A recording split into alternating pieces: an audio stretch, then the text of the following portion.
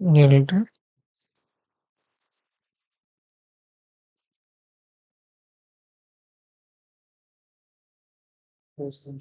ಹ್ಮ್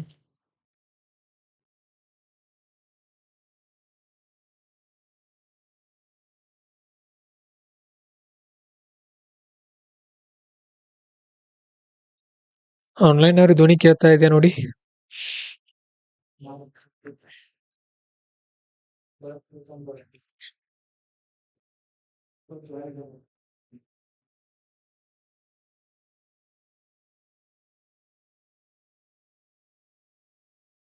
online student ಧ್ವನಿ ಕೇಳ್ತಾ ಇದೆಯಾ?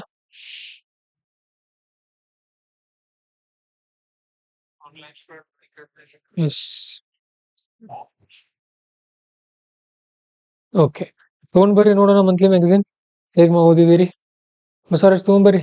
ಮುದಿಯಪ್ಪ ತೋರ್ಸ್ರಿ ಯಾವ ತರ ಓದಿದಿರಿ ನೋಡೋಣ. ಎಷ್ಟು ಪ್ರಯತ್ನ ಆಗ್ತಾ ಇದ್ದೀರಿ? How much you are putting your effort to read the monthly magazine? ಬರಿ ಬರಿ ಬೇಗ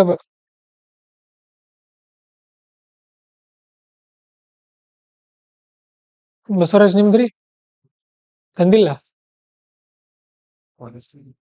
ಅಲ್ಲ. ಹಾ, ಇದು ಕ್ವಾಲಿಟಿ ಇದು. ಪ್ರತಿಯೊಂದು ವರ್ಡ್ ಟು ವರ್ಡ್ ಹೋಗ್ಬೇಕು, ಯಾವ್ದು ಬಿಡಬೇಡ್ರಿ. ಅಂದ್ರೇನೆ ಅಲ್ಲಿ ಕ್ವಶನ್ಸ್ ಅರ್ಥ ಆಗತ್ತಿಲ್ಲ, ಟೈಮ್ ಸಾಲಲ್ಲ. ಒಂದ್ 3-4 ತಿಂಗಳು ಈ ತರ ಮಾಡಿದ್ರೆ ಎಲ್ಲ ವರ್ಡ್ಗಳು ಅರ್ಥ ಆಗೋಕ್ ಸ್ಟಾರ್ಟ್ ಆಗುತ್ತೆ ನಿಮ್ಗೆ. ಸರಿ. Very good. ಉಳಿದಿರೋರು ನೀವ್ರಿ ತಂದಿಲ್ಲ ನೀವು? ಶಾಬಾಷ್ ನೀವು. ಹ್ಮ್ ನೀವು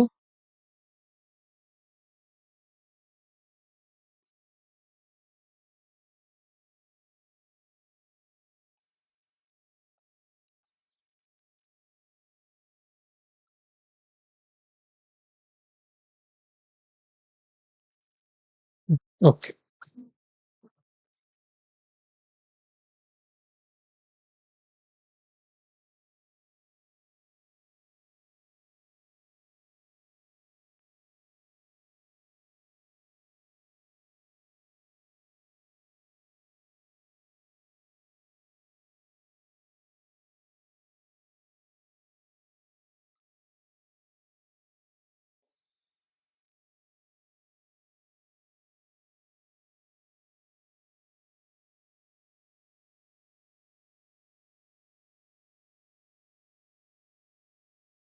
ಗುಡ್ ಆಫ್ಟರ್ನೂನ್ ಎಲ್ರಿಗೂ. ಇಲ್ಲಿ ಆನ್ಲೈನ್ ಅವ್ರು ಕೂಡ ನೋಡ್ರಿ, ಆಫ್ಲೈನ್ ಅವ್ರು ನೀವು ಕೂಡ ನೋಡ್ರಿ. ಇಲ್ಲಿ ಬೇಕಾದ್ರೆ ಲಿಂಕ್ ಶೇರ್ ಮಾಡಿದಿರಿ. ಓಕೆ. ಈಗ ಒಬ್ಬ ಹುಡುಗ ಪ್ರಿಲಿಮ್ಸ್ ಅಲ್ಲಿ ಯಾಕೆ ಅವರು ಸ್ಕೋರ್ ಒಬ್ಬೊಬ್ರು 100, 120 ಮಾಡ್ತಾರೆ ಗೊತ್ತಾ? ಇದ್ ನೋಡ್ರಿ, ಕಾಣ್ತಾ ಇದೆ ನೋಟ್ಸ್? ಕಾಣ್ತಾ ಇದೆ? ಕಾಣತಿಲ್ಲ ಅಲ್ವಾ? ನೋಡ್ರಿ ಅವ್ರು ಎಷ್ಟು ಓದಿದಾರೆ ನೋಡ್ರಿ. ಒಂದು ಬ್ಲೂ ಕಲರ್ ಇದೆ, ಒಂದು ರೆಡ್ ಕಲರ್ ಇದೆ ಪ್ರತಿಯೊಂದು. ಆಮೇಲೆ ಪೆನ್ಸಿಲ್ ಇಂದ ಅಂಡರ್ಲೈನ್ ಮಾಡಿದ್ದಾರೆ. ನೋಡ್ರಿ ಎಷ್ಟು ಗಲೀಜ್ ಆಗಿದೆ ನೋಟ್ಸ್. ಬುಕ್ ನಲ್ಲಿ ಗಲೀಜ್ ಆಗಿದೆ, ಬಟ್ ಮೈಂಡ್ ಅಲ್ಲಿ ಫಿಕ್ಸ್ ಆಗಿದೆ ಅದು. ಇದು ಯಾರೋ ಒಬ್ಬ ಶೂನ್ಯ IAS ಸ್ಟೂಡೆಂಟ್ ಮಾಡ್ರು ಅವ್ರು ಆ ಬುಕ್ ಅಲ್ಲಿ ಓದಿರುವಂತ ನೋಟ್ಸ್ ಇದು. ನಾನು ಕೂಡ ನಿಮ್ಗೆ ಇದೇ ತರ ಹೇಳೋದು, ಈ ತರ ಆಗ್ಬೇಕು ನಿಮ್ ನೋಟ್ಸ್. ಅದು ಅಷ್ಟು ಸಾರಿ ರಿವಿಷನ್ ಮಾಡ್ಬೇಕು ನೀವು. ಇಲ್ಲಿದೆ ನೋಡ್ರಿ, ಬ್ರಾನ್ಸ್ ಎಲ್ಲಿದು? ಬ್ರಾನ್ಸ್ ಡ್ಯಾನ್ಸಿಂಗ್ ಗರ್ಲ್ ನಿನ್ನೆ ಎತ್ತಿದ್ದು UPSC ಕ್ವಶನ್ ಅಲ್ಲಿ. Okay, it was asked in yesterday's question. In Mohenjodaro dancing girl was found, it was made up of. ಯಾವ್ದರಿಂದ ಮಾಡಿದ್ರು? Direct question.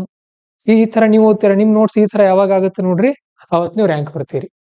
ನಿಮ್ ನೋಟ್ಸ್ ಇಷ್ಟು ಗಲೀಜ್ ಯಾವಾಗ ಆಗುತ್ತೋ, ಈ ನೋಡ್ರಿ ಯಾವ ತರ ಓದಿದ ವಿದ್ಯಾರ್ಥಿ. ಈ ತರ ನಿಮ್ಮಿಂದ ಪ್ರಯತ್ನ ಕಂಡು ಬರ್ಬೇಕು. ಇಲ್ಲಿ ನೋಡ್ರಿ, ಈ ತರ ಪ್ರಯತ್ನ ನಿಮ್ಮಿಂದ ಬರ್ತಾ ಇದೆಯಾ? ಥಿಂಕ್ ಮಾಡ್ರಿ ಅಷ್ಟು. ಬನ್ರಿ ಕೂತ್ಕೊಡ್ರಿ. ಈ ತರ ಪ್ರಯತ್ನ ನಿಮ್ಮಿಂದ ಆಗ್ತಾ ಇದೆಯಾ?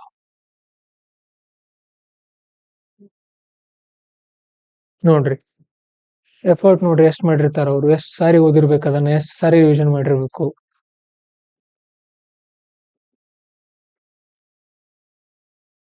ಸರ್, ನೀವು ಏನ್ಷಿಯಂಟ್ ಹಿಸ್ಟ್ರಿನ ಹೇಳಲ್ಲ ಅನ್ಬೇಡ್ರಿ, ಹೇಳೋಣ ಅದನ್ನು ಕೂಡ ಮುಂದಿನ ದಿನಗಳಲ್ಲಿ. ಕೊಟ್ಟಿರೋ ಸಬ್ಜೆಕ್ಟ್ ನ ಓದ್ಬೇಕು. ಇದು ನೋಡ್ರಿ ಮಾಡರ್ನ್ ಹಿಸ್ಟ್ರಿ. ಇದು ನಾವೇನ್ ಕೊಟ್ಟಿದೀವಲ್ಲ ಅದೇ ನೋಟ್ಸ್ ಇದೆ ಇದು ಕೂಡ.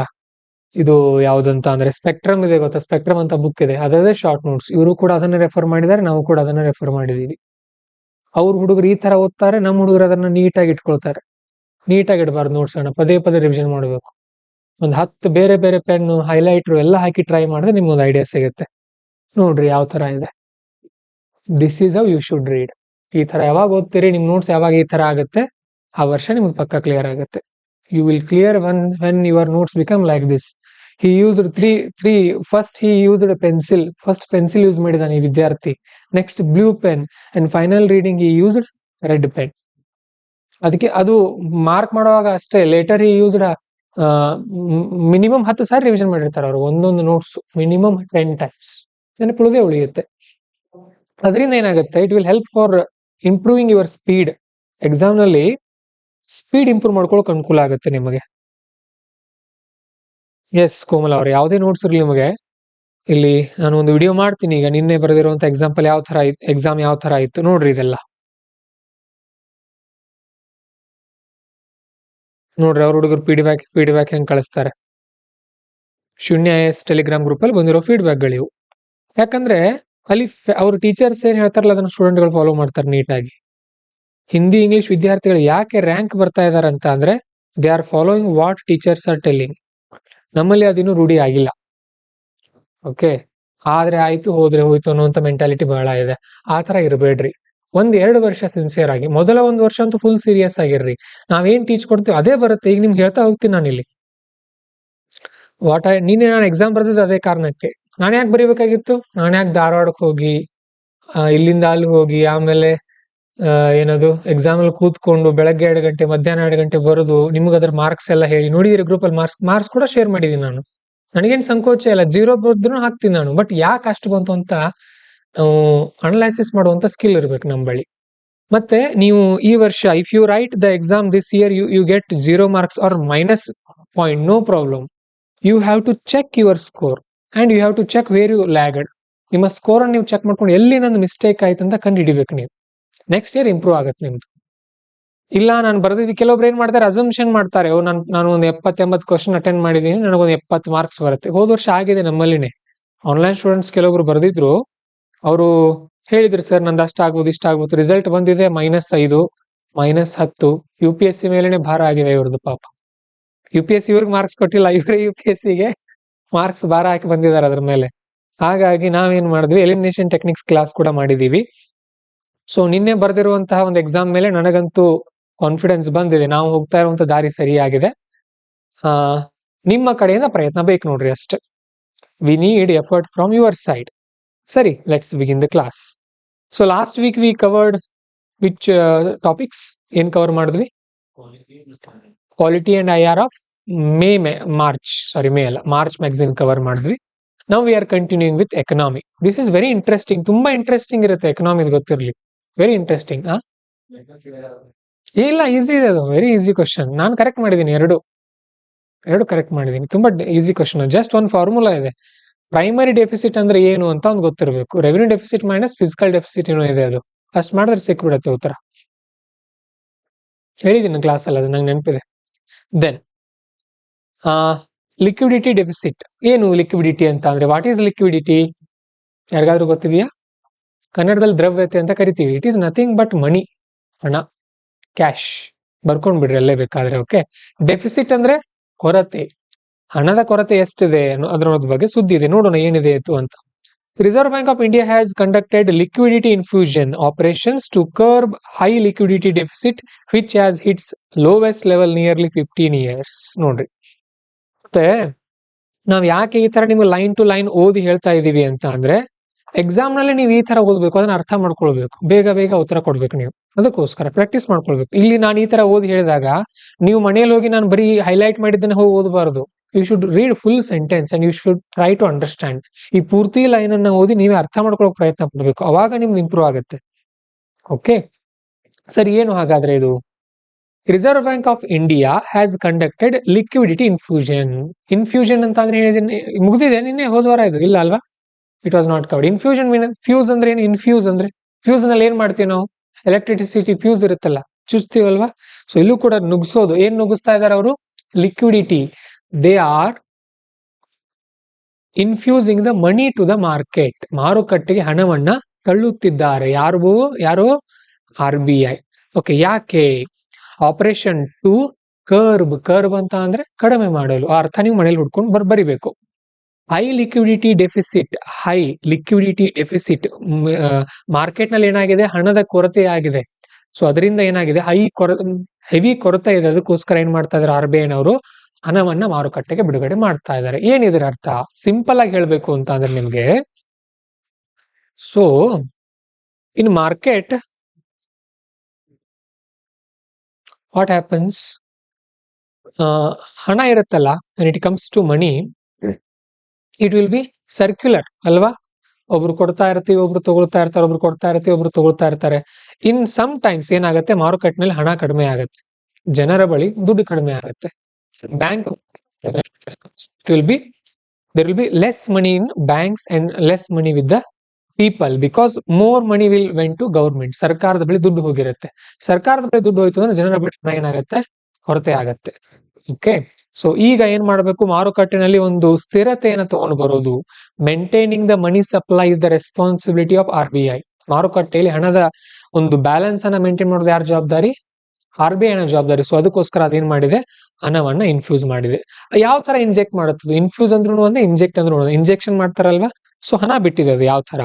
First one is OMO, open market operation. ಕೇಳಿದ್ರಿ ಇದನ್ನ UPSC ನಲ್ಲಿ, it was asked in PYQs. ಏನು ಓಪನ್ ಮಾರ್ಕೆಟ್ ಆಪರೇಷನ್ ಅಂತ ಅಂದ್ರೆ, purchase actions of government securities. Government security means government bonds. Okay, ಈಗ ಒಂದು ಗೌರ್ಮೆಂಟ್ ಇದೆ ಅನ್ಕೊಡ್ರಿ, ದಿಸ್ ಈಸ್ ಗೌರ್ಮೆಂಟ್. ಏನ್ ಮಾಡುತ್ತೆ, ಒಂದೊಂದ್ಸಾರಿ ಗೌರ್ಮೆಂಟ್ ನೀಡ್ಸ್ ಮನಿ, ಸರ್ಕಾರಕ್ಕೂ ಕೂಡ ಒಂದ್ಸಾರಿ ಹಣ ಬೇಕಾಗತ್ತಲ್ವಾ. So what government will do, government will release its bond. ಏನ್ ಮಾಡುತ್ತೆ, ಗೌರ್ಮೆಂಟ್ ಬಾಂಡ್ ರಿಲೀಸ್ ಮಾಡುತ್ತೆ. So RBI what it will does, it will sell government bond to banks and to the people. ಜನರಿಗೆ ಮತ್ತು ಬ್ಯಾಂಕ್ ಗಳಿಗೆ RBI ಏನ್ ಮಾಡುತ್ತೆ, bond ಅನ್ನ cell ಮಾಡಿದೆ. ಸೆಲ್ ಮಾಡೋದ್ರೆ ಏನು, ಮಾರಾಟ ಮಾಡೋದು. ಬಾಂಡ್ ಅನ್ನ ಜನ ಕೊಂಡ್ಕೊಳ್ಳುವಾಗ ಜನ ಏನ್ ಕೊಡ್ತಾರೆ ವಾಪಸ್? ಪೀಪಲ್ ವಿಲ್ ಗಿವ್ ಮನಿ ಅಲ್ವಾ? People give money to the RBI and RBI in return it will give money to the government. So ಇಲ್ಲಿ ಏನಾಗಿದೆ, ಮಾರ್ಕೆಟ್ ನಿಂದ ಹಣವನ್ನ ಏನ್ ಮಾಡ್ತು, RBI ತಗೊಳ್ತು. RBI took money from the market. So ಇದ್ರ ಉಲ್ಟಾ ಮಾಡ್ತಾ ಇದೆ. ಏನ್ ಮಾಡ್ತಾ ಇದೆ ಅಂತ ಅಂದ್ರೆ, now banks and people have bond. ಜನ ಮತ್ತು ಬ್ಯಾಂಕ್ ಗಳ ಬಳಿ ಬಾಂಡ್ ಇದೆ. ಈಗ RBI what it is doing, it is giving money to the banks and people and retaking the government bonds. ಜನರಿಗೆ ದುಡ್ಡು ಮತ್ತು ಬ್ಯಾಂಕ್ ಗಳಿಗೆ ದುಡ್ಡು ಕೊಟ್ಟು ವಾಪಸ್ ಬಾಂಡ್ ಗಳನ್ನ ತೆಗೆದುಕೊಳ್ತಾ ಇದೆ. ಇದನ್ನ ಏನಂತ ಕರೀತಾರೆ, purchase of securities. Government bond ಗಳನ್ನ ಪರ್ಚೇಸ್ ಮಾಡ್ತು. ಸೆಲ್ ಮಾಡಿದ್ರೆ ಅದನ್ನ ಏನಂತ ಕರಿತೀವಿ, ಸೆಲ್ಲಿಂಗ್. ಪರ್ಚೇಸ್ ಮಾಡಿದ್ರೆ ಕೊಂಡುಕೊಳ್ಳೋದು. So this selling and purchasing of government bonds is called as open market operations by RBI. ಇಷ್ಟೇ ನೋಡ್ರಿ ಕಾನ್ಸೆಪ್ಟ್. ಇದ್ರ ಇಷ್ಟು ಗೊತ್ತಿದ್ರೆ 2 ಮಾರ್ಕ್ಸ್ ಬರುತ್ತೆ ನಿಮಗೆ UPSC ಪ್ರಿಲಿಮ್ಸ್ ಅಲ್ಲಿ. ಮುಂದಿನ ವರ್ಷ ಬರ್ಬೋದು ಮತ್ತೆ ರಿಪೀಟ್ ಆಗಿ.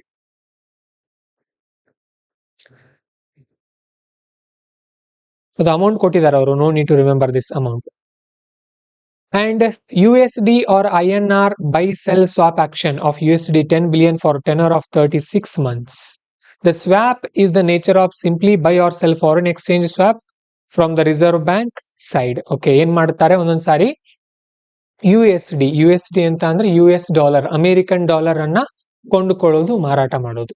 ಅದನ್ನು ಕೂಡ ಮಾಡುತ್ತೆ RBI. ಏನ್ ಮಾಡುತ್ತೆ, if there are more dollars in the market, ಮಾರುಕಟ್ಟೆಯಲ್ಲಿ ಜನರ ಬಳಿ ಜಾಸ್ತಿ ಡಾಲರ್ ಇದೆ ಅಂತ ಅಂದ್ರೆ ಅವಾಗ RBI ಏನ್ ಮಾಡುತ್ತೆ, ರೂಪಾಯಿಗಳನ್ನ ಜನರಿಗೆ ಕೊಟ್ಟು ಇವುಗಳನ್ನ ಕರೆನ್ಸಿಗಳನ್ನ, ಡಾಲರ್ ಅನ್ನ ಕೊಂಡುಕೊಳ್ಳುತ್ತೆ. ಇದನ್ನ ಏನಂತ ಕರೆದ್ರು, ಕರೆನ್ಸಿ ಸ್ವಾಪ್. ನಮ್ಮ ಕರೆನ್ಸಿಯನ್ನ ಕೊಟ್ಟು ಅವ್ರ ಕರೆನ್ಸಿಯನ್ನ ತಗೊಳ್ಳೋದು. This is called as currency swap, giving our currency to them and taking their currency to us. Okay, ನೆನ್ಪಿಟ್ಟುಕೊಡ್ರಿ, ಈ ವರ್ಡ್ ಇದು ಇಂಪಾರ್ಟೆಂಟ್, ಸ್ವಾಪ್ ಅಂತ ಅಂದ್ರೆ. Then a bank shall sell US dollars to the Reserve Bank and simultaneously agree to buy the same amount dollars at the end of the swap period. Swap ನಲ್ಲಿ ಒಂದು condition ಇರುತ್ತೆ. Swap will be done between RBI and banks. RBI ಮತ್ತು bank ಗಳ ನಡುವೆ swap ಆಗುತ್ತೆ. Swap ಅಂತ ಅಂದ್ರೆ first RBI will buy the dollars. RBI ಏನ್ ಮಾಡುತ್ತೆ, ಡಾಲರ್ ಬೈ ಮಾಡುತ್ತೆ. ಯಾರಿಂದ? ಬ್ಯಾಂಕ್ ಗಳಿಂದ. Then there will be a condition after certain time banks has to rebuy the dollars. Bank ಗಳು ಮತ್ತೆ ಆ ಡಾಲರ್ ಗಳನ್ನ ವಾಪಸ್ ಪರ್ಚೇಸ್ ಮಾಡಬೇಕು. ಯಾಕೆ ಇದು ಏನು, ಇದನ್ನೆಲ್ಲ ನಾವು ಎಕನಾಮಿನಲ್ಲಿ ಕಲಿತೀವಿ. To maintain the balance in economy. ಆರ್ಥಿಕತೆಯಲ್ಲಿ ಒಂದು ಬ್ಯಾಲೆನ್ಸ್ ಮೇಂಟೈನ್ ಮಾಡೋಕೆ ಈ ತರ ಎಲ್ಲ ಸಿಸ್ಟಮ್ ಇರುತ್ತೆ. ಅದು ರೆಪೋ ರೇಟು ಅದು ಇದು ಎಲ್ಲ ಬರುತ್ತೆ, inflation. We will study it in economics, ನಿಮಗೆ ಬೇಸಿಕ್ ಗೊತ್ತಿರಲಿ. ಸರಿ, then what is banking liquidity? ಏನ್ ಬ್ಯಾಂಕಿಂಗ್ ಲಿಕ್ವಿಡಿಟಿ ಅಂತ ಅಂದ್ರೆ, banking liquidity refers to the reserves provided by central bank to the banking system. Banking liquidity ಅಂತ ಅಂದ್ರೆ ಈ central bank, what is central bank? It is RBI. RBI ಏನ್ ಮಾಡುತ್ತೆ? Bank ಗಳಿಗೆ ಕೊಡುವಂತಹ ಹಣ, ಅದನ್ನೇ ನಾವು ಲಿಕ್ವಿಡಿಟಿ ಅಂತ ಕರಿತೀವಿ. ಓಕೆ, ಲಿಕ್ವಿಡಿಟಿ ಡೆಫಿಸಿಟ್ ಅಂದ್ರೆ ಕೊರತೆ ಅಂತ ಹೇಳಿದ್ರೆ, ಲಿಕ್ವಿಡಿಟಿ ಸರ್ಪ್ಲಸ್ ಅಂತ ಅಂದ್ರೆ ಮೋರ್ ಮನಿ. ಮೋರ್ ಇರುತ್ತೆ ಇಲ್ಲಿ. ಸರ್ಪ್ಲಸ್ ಅಂದ್ರೆ ಮೋರ್, ಡೆಫಿಸಿಟ್ ಅಂದ್ರೆ ಕೊರತೆ. ಇಷ್ಟು ಸಾಕು ನಮಗೆ. And relation with currency in circulation. If CIC ಅಂತ ಅಂದ್ರೆ ಏನು? ಎಲ್ಲಿ ಹೋಯ್ತದು? Currency in circulation. Okay, if currency in circulation is more, bank have less reserves, banks have less liquidity. If currency in circulation is less, banks have more reserves, banks have more liquidity. Currency in circulation ಅಂತ ಅಂದ್ರೆ ಏನು? ದುಡ್ಡು. Currency means money. In circulation, circulation ಅಂತ ಅಂದ್ರೆ ಏನಾಗ್ತಾ ಇದೆ? ಚಲನೆ ಆಗ್ತಾ ಇದೆ. It is moving from one person to other person.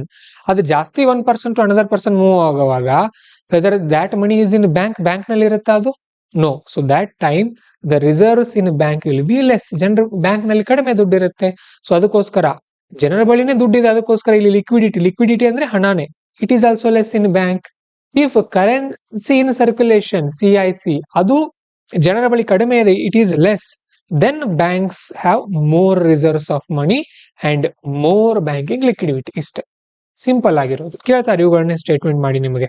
Okay, so current status ನೋಡಿದ್ರೆ, ಇನ್ January 2025 liquidity deficit is hit 15-year high around 3 trillion. According to SBI was 1.5 lakh crore in February 2025. ಇಷ್ಟು ನೆನ್ಪಿಟ್ಕೊಡ್ರಿ. So around 3 trillion ನಷ್ಟು rupees ಇದೆ. ಏನಾಗಿತ್ತು? Liquidity ಕೊರತೆ ಆಗಿತ್ತು, ಮಾರುಕಟ್ಟೆಯಲ್ಲಿ ಹಣದ ಕೊರತೆ ಆಗಿತ್ತು. So it doesn't mean we are in loan. RBI loan ಮಾಡ್ತಾ ಇಲ್ಲ ಇಲ್ಲಿ, ತನ್ನ ಬಳಿ ಇರೋ ದುಡ್ಡನ್ನ ಜನರಿಗೆ ಕೊಡ್ತಾ ಇದೆ. People have bonds, banks have bonds. ಅವ್ರ ಬಳಿ ಬಾಂಡ್ ನಿಂದ ವ್ಯಾಪಾರ ಮಾಡೋಕ್ಕಾಗಲ್ಲ. To trade what we need, ವ್ಯಾಪಾರ ಮಾಡೋಕೆ ಏನ್ ಬೇಕು? ನಮ್ಮ ಬಳಿ ಹಣ ಬೇಕಲ್ವಾ? ಸೊ ಅದನ್ನ ಕೊಟ್ಟಿದೆ ಮಾರುಕಟ್ಟೆಗೆ, ಅಷ್ಟೇ, ಮತ್ತೇನಿಲ್ಲ. ದೆನ್ ಇದು ಕೇಳ್ತಾರೆ ನಿಮಗೆ, factors leading to liquidity deficit. ಯಾಕೆ ಕೊರತೆ ಆಗುತ್ತೆ ಮಾರುಕಟ್ಟೆಯಲ್ಲಿ ಹಣ? ಇದು ಇಂಪಾರ್ಟೆಂಟ್ ಕಾನ್ಸೆಪ್ಟ್ ಇದೆ, ತುಂಬಾ ಸರಳವಾಗಿ ಅರ್ಥ ಮಾಡ್ಕೊಡ್ರಿ. First one is tax outflows. Corporations paid over 3 trillion in advance taxes, significantly reducing available liquidity. Corporate ಗಳು ಏನ್ ಮಾಡಿದ್ವು? ಕಾರ್ಪೊರೇಟ್ ಮೀನ್ಸ್ ಏನು? ಕಾರ್ಪೊರೇಟ್ ಅಂದ್ರೆ ಕಂಪನಿಗಳಲ್ವಾ? Corporates get money from the clients. ಗ್ರಾಹಕರಿಂದ ಕಾರ್ಪೊರೇಟ್ ಕಂಪನಿಗಳು ದುಡ್ಡು ತಗೊಳ್ತಾರೆ. What they will do? They will have some profit. ಸ್ವಲ್ಪ ಲಾಭ ಬಂದಿರುತ್ತೆ, they have to pay to the government as a tax ಅಲ್ವಾ? ಸೊ ಅಂತಹ ಟ್ಯಾಕ್ಸ್ ಅನ್ನು ಎಷ್ಟು ಕಟ್ಟಿದ್ದಾರೆ ಅಂದ್ರೆ ಕಾರ್ಪೊರೇಟ್ನವರು ಅರೌಂಡ್ 3 trillion rupees, 3 ಲಕ್ಷ ಕೋಟಿ ರೂಪಾಯಿಗಳಷ್ಟು ಏನ್ ಮಾಡಿದ್ದಾರೆ? ದುಡ್ಡನ್ನ ಸರ್ಕಾರ ಟ್ಯಾಕ್ಸ್ ಕಟ್ಟಿದ್ದಾರೆ. ಸೊ ಮಾರ್ಕೆಟ್ ಅಲ್ಲಿ ಇದ್ದಂತ ದುಡ್ಡು ಸರ್ಕಾರದ ಬಳಿ ಹೋಯ್ತಲ್ವಾ, ಮಾರ್ಕೆಟ್ ನಲ್ಲಿ ಕಡಿಮೆ ಆಯ್ತಲ್ವಾ ದುಡ್ಡು ಈಗ.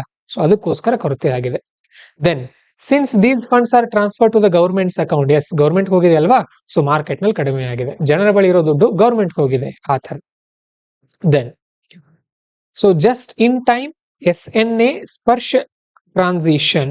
With the implementation of JIT, just in time, systematic liquid has been impacted through movements in government cash balances. Very important ಇದು. ಏನ್ just in time? ಪ್ರಿಲಿಮ್ಸ್ ಅಲ್ಲಿ ಕೇಳ್ತಾರೆ ವಾಟ್ ಈಸ್ ದಿಸ್ ಅಂತ. ನೋಡೋಣ ಏನಿದೆ.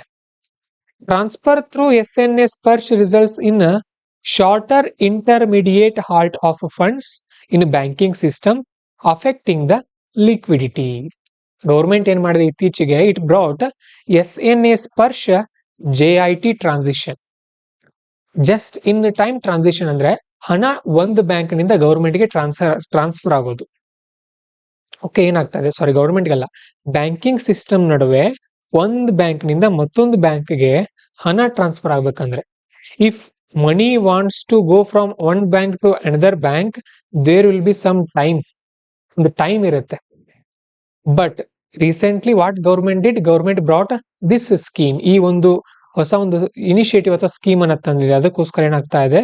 There is a shorter intermediate halt of funds. Funds ಅಂತ ಅಂದ್ರೆ ಹಣ, ಶಾರ್ಟರ್ ಅಂದ್ರೆ ಕಡಿಮೆ. ಇಂಟರ್ಮಿಡಿಯೇಟ್ ಅಂತ ಅಂದ್ರೆ ಮಧ್ಯ ಅಥವಾ ನಡುವೆ ಇರುವಂತದ್ದು. ಹಾಲ್ಟ್ ಅಂತ ಅಂದ್ರೆ ಇಲ್ಲಿ ನಾವು ಹಾಲ್ಟ್ ಮಾಡ್ತೀವಿ ಅಂತ ಹೇಳ್ತಾರೆ ನೋಡ್ರಿ, ವಸ್ತಿ ಇರೋ ಅಂದ್ರೆ ಹಾಲ್ಟ್ ಅಂದ್ರೆ ಇರುವುದು ಅಂದ್ರೆ there was a more time between B1 to B2 before when money wants to grow from bank 1 to bank 2 there was some time, ಸ್ವಲ್ಪ ಟೈಮ್ ಇರ್ತಾ ಇತ್ತು. ಆ ಟೈಮ್ ನಲ್ಲಿ ಬ್ಯಾಂಕ್ಗಳು ಅದೇ ದುಡ್ಡನ್ನ ಮತ್ತೆ ಬೇರೆ ಕಡೆ ಎಲ್ಲ ಬಳಸ್ಕೊಳ್ತಾ ಇದ್ವು. But now this is reduce. ನೋಡ್ರಿ ಹೇಳ್ತಾ ಇದಾರೆ shorter intermediate halt of funds ಏನಾಗ್ತಾ ಇದೆ, ಕಡಿಮೆ ಆಗ್ತಾ ಇದೆ ಟೈಮ್. ಅದಕ್ಕೋಸ್ಕರ ಏನಾಗ್ತಾ ಇದೆ, ದುಡ್ಡೆಲ್ಲ ಹೋಗಿ ಗೌರ್ಮೆಂಟ್ ಬಳಿ ಹೋಗ್ತಾ ಇದೆ ಅಂತ ಹೇಳ್ತಾ ಇದಾರೆ. Then foreign exchange market, volatility in capital flows. Foreign exchange ಅಲ್ಲಿ ನೋಡಿದ್ರೆ ವಿದೇಶಿ ವಿನಿಮಯ ಅಂತ ಕರಿತೀವಿ ನಾವು, ಒಂದ್ ದೇಶ ಮತ್ತೊಂದ್ ದೇಶದ ನಡುವೆ ವ್ಯವಹಾರ ನಡೀತಾ ಇರತ್ತಲ್ಲ ಅಲ್ಲೆಲ್ಲ. Volatility in capital flows, sell offs by foreign institutional investors pushed the total capital outflows. Okay, foreign institutional investors ಅಂತ ಬರ್ತಾರೆ. What they did, foreign institutional investors, FII ನೆನ್ಪಿಟ್ಕೊಡ್ರಿ. FDI ಅಂತ ಒಂದಿರುತ್ತೆ, FII ಅಂತ ಒಂದಿರುತ್ತೆ. These FII are the people who invest in Indian stock market. ಭಾರತದ share ಮಾರುಕಟ್ಟೆಯಲ್ಲಿ ಬಂದು ಬೇರೆ ದೇಶದವರೊಬ್ರು ಸ್ವಲ್ಪ ದುಡ್ಡನ್ನ ಹಾಕಿದ್ರೆ ಅವ್ರನ್ನ ಏನಂತ ಕರಿತೀವಿ ನಾವು, FII ಅಂತ ಕರಿತೀವಿ. So what they will do, they will buy shares of some company. Okay, ನೀವೇ ಹೇಳ್ರಿ ನನಗೆ. ಸಿಂಪಲ್ ಇದೆ, concept is very easy. This is a company and it is listed in our share market. This is company. A foreign investor came to India and he wants to buy the shares of this company. So he want to buy the shares of this company. Then he went to share market, stock market. He brought around 1,000 rupees share. ಅವನೇನ್ ಮಾಡ್ದ, 1,000 ರೂಪಾಯಿ share ಅನ್ನ purchase ಮಾಡ್ದ. So purchase ಮಾಡ್ಬೇಕಾದ್ರೆ ಅವ್ನ ದುಡ್ಡು ಯಾರಿಗೆ ಕೊಟ್ಟ ಇಲ್ಲಿ, that money came to India or went to America. He is American ಕೊಡ್ರಿ, ಅವನೊಬ್ಬ US ನವನು. he will buy the shares of this company. ಎಲ್ಲಿ ಬಂತ ಹಣ ಈಗ, the money came to India ಅಲ್ವಾ. now what he is doing, he is selling his share to Indian. ಅವನು ಏನ್ ಮಾಡ್ತಾ ಇದ್ದಾನೆ, ತನ್ನ ಏನ್ ಕೊಂಡ್ಕೊಂಡಿದ್ನಲ್ಲ ಶೇರ್ 1,000 ರೂಪಾಯಿನ, ಈಗ ಅವನಿಗೆ ಆ ಶೇರ್ ಬೇಡ ಆಗಿದೆ, ಅವ್ನು ಮಾರ್ತಾ ಇದ್ದಾನೆ ಅದನ್ನ. he is selling that share to 1,050 rupees, ಒಂದು 50 ರೂಪಾಯಿ ಲಾಭ ಅಷ್ಟು ತಗೊಂಡು he is again going to US. ಏನಾಯ್ತು ಈಗ, ಅವನು ಕೊಟ್ಟಿರೋ ದುಡ್ಡನ್ನ ವಾಪಸ್ ತಗೊಂಡು ಹೋದ್ನಲ್ವಾ, he took his money back. So ಇಲ್ಲಿ ಕೊರತೆ ಆಯ್ತು ನಮಗೆ ಹಣ. This is how liquidity works. ಅರ್ಥ ಮಾಡ್ಕೊಟ್ಟಿದ್ದಿಲ್ಲ, ತುಂಬಾ ಈಸಿ, ಸಿಂಪಲ್. ನೀವು ಈ ಪದಗಳನ್ನ ನೆನಪಿಟ್ಕೊಳ್ಬೇಕು. ಎಕನಾಮಿನಲ್ಲಿ ಅದು ಬೇಕು. ಕ್ಯಾಪಿಟಲ್ ಫ್ಲೋಸ್, ಕ್ಯಾಪಿಟಲ್ ಮೀನ್ಸ್ ಬಂಡವಾಳ. ಶೇರ್ ಮಾರ್ಕೆಟ್ ನಲ್ಲಿ ಕ್ಯಾಪಿಟಲ್ ಅಂತ ಕರಿತೀವಿ ಅದನ್ನ. ಸೆಲ್ ಆಫ್ ಅಂತ ಅಂದ್ರೆ he is selling money and he is going, ಮಾರಾಟ ಮಾಡಿ ಹೋಗ್ಬಿಡ್ತಾ ಇದ್ದಾನೆ ಅವನು. Then RBI intervention in forex market. When RBI sells dollars, it helps prevent excessive rupee depreciation but absorbs rupee from the system, reducing liquidity. ಇದು very important concept. RBI ಏನ್ ಮಾಡ್ತಾ ಇದೆ, ಯಾಕೆ ಕೊರತೆ ಆಗಿತ್ತು ಅಂತ ಅಂದ್ರೆ ಮಾರುಕಟ್ಟೆನಲ್ಲಿ ಒಂದೊಂದ್ ಸಾರಿ ಮಾರ್ಕೆಟ್ ನಲ್ಲಿ ಸಿಕ್ಕಾಪಟ್ಟೆ ರೂಪಿ ಇರುತ್ತೆ. In market some time there will be huge amount of rupees. So ಎಲ್ಲರ ಬಳಿ ದುಡ್ಡಿದ್ದಾಗ ಜನ ಏನ್ ಮಾಡ್ತಾರೆ, they will start buying more products. ಸಿಕ್ಕಾಪಟ್ಟೆ ಖರೀದಿ ಮಾಡೋಕೆ ಸ್ಟಾರ್ಟ್ ಮಾಡಿಬಿಡ್ತಾರೆ ಜನ. Then what RBI will do, RBI will come and RBI will buy this rupee by giving dollar to the banks. ಬ್ಯಾಂಕ್ಗಳಿಗೆ ಏನ್ ಮಾಡುತ್ತೆ, RBI ಡಾಲರ್ ಕೊಡುತ್ತೆ, ರೂಪಾಯಿಗಳನ್ನ ತಗೊಂಡು ಹೋಗಿಬಿಡುತ್ತೆ. ಹಾಗೆ ಬ್ಯಾಂಕ್ಗಳ ಬಳಿ ಏನ್ ಉಳಿತು, ಡಾಲರ್ನ ನಮ್ಮ ಭಾರತೀಯರು ಸಾಲ ತಗೊಳಕ್ ನಡೆಯೋದಿಲ್ಲ. ಸೊ ಬ್ಯಾಂಕ್ಗಳ ಬಳಿ ಹಣ ಕಡಿಮೆ ಇದೆ, so people can't take loans. So market ನಲ್ಲಿ ಏನಾಗುತ್ತೆ, ಡಿಮ್ಯಾಂಡ್ ಕಡಿಮೆ ಆಗುತ್ತೆ, ಯಾಕಂದ್ರೆ ಜನರ ಬಳಿ ದುಡ್ಡು ನಿಧಾನವಾಗಿ ಕಡಿಮೆ ಆಗುತ್ತೆ. So will study in detail in economy. Simple ಆಗಿ ತಿಳಿತಾ ಈಗ ಇದು concept. This is you have to understand. ಈ ತರ ನೀವು ಕಾನ್ಸೆಪ್ಚುಯಲ್ ಆಗಿ ಸ್ಟಡಿ ಮಾಡ್ಕೊಂಡ್ರಿ, UPSC ನಲ್ಲಿ ಬರೀ ಪಾಸ್ ಮಾಡೋದಲ್ಲ, ಆಲ್ ಇಂಡಿಯಾ ರ್ಯಾಂಕ್ ಫಸ್ಟೇ ಬರ್ಬೋದು. ಆನ್ಲೈನ್ ನಲ್ಲಿ ಕ್ಲಿಯರ್ ಇಲ್ವಾ audio?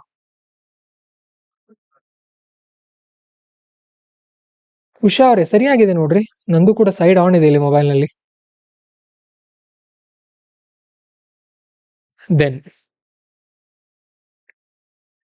Then festive season withdrawals. ಹಬ್ಬ ಇರೋದ್ರಿಂದ withdrawal of significant amount of the cash occurring during major festivals like Diwali, Christmas, continued in Mahakumbha. ಜನನು ಕೂಡ ಏನ್ ಮಾಡಿದ್ರು, ಅಲ್ಲಿ ಹಿಂದಿಯಲ್ಲಿ ಇತ್ತದು, ಅವ್ರದ್ದು ಹಿಂದಿಯಲ್ಲಿ ದಿವಾಳಿ ಬರೀತಾರೆ, ಅವ್ರು ಇಂಗ್ಲಿಷ್ ನಲ್ಲಿ ದೀಪಾವಳಿ ಅದು. ಓಕೆ, ಏನಂತ ಅಂದ್ರೆ ಈ ಹಬ್ಬಗಳಿರೋದ್ರಿಂದ ಕೂಡ ಜನ ಏನ್ ಮಾಡಿದ್ರು, ಬ್ಯಾಂಕ್ಗಳಿಂದ ಸಿಕ್ಕಾಪಟ್ಟೆ ದುಡ್ಡನ್ನ ತಗೊಂಡ್ಬಿಟ್ರು. ಹಾಗಾಗಿ ಬ್ಯಾಂಕ್ಗಳ ಬಳಿ ಲಿಕ್ವಿಡಿಟಿ ಕಡಿಮೆ ಆಯ್ತು.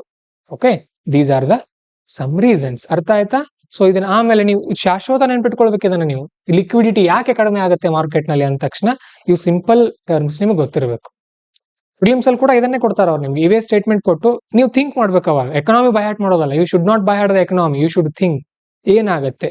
RBI ಬ್ಯಾಂಕ್ ಗಳಿಗೆ ಡಾಲರ್ ಕೊಟ್ಟು ರೂಪಾಯಿ ತಗೊಳ್ತಾ ಇದೆ ಅಂದ್ರೆ ಮಾರ್ಕೆಟ್ ನಲ್ಲಿ ಏನಾಗುತ್ತೆ, ಅದು ರೂಪಾಯಿಗಳನ್ನ ಮಾರುಕಟ್ಟೆಗೆ ಬಿಡುಗಡೆ ಮಾಡ್ತಾ ಇದೆ ಅಂದ್ರೆ ಏನಾಗುತ್ತೆ. This is you should understand.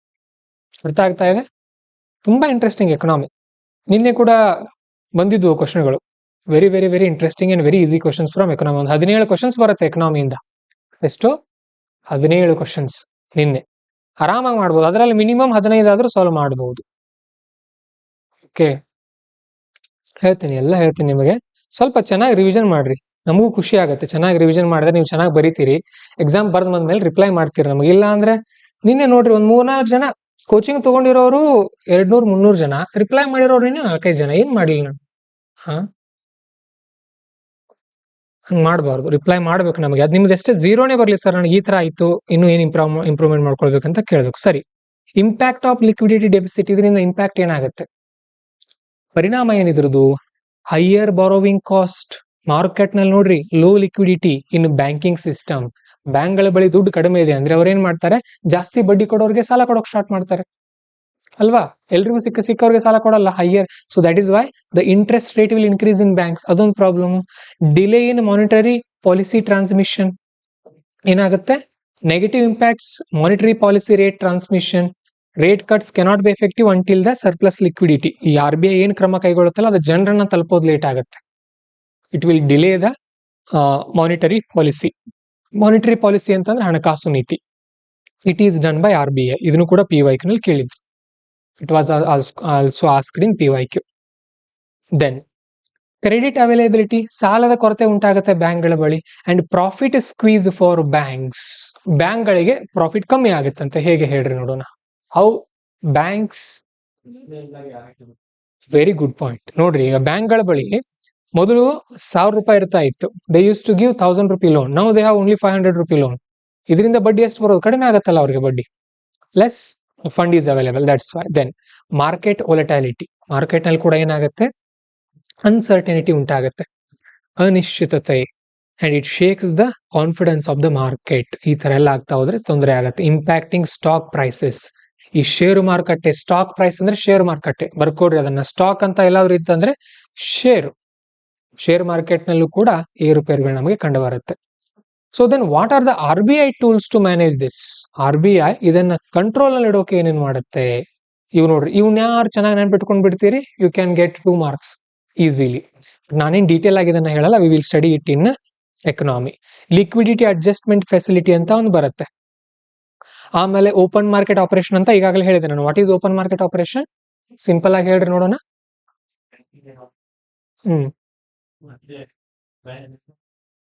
ಸ್ವಲ್ಪ ಕರೆಕ್ಟ್ ಇದೀರಿ, ಸ್ವಲ್ಪ wrong.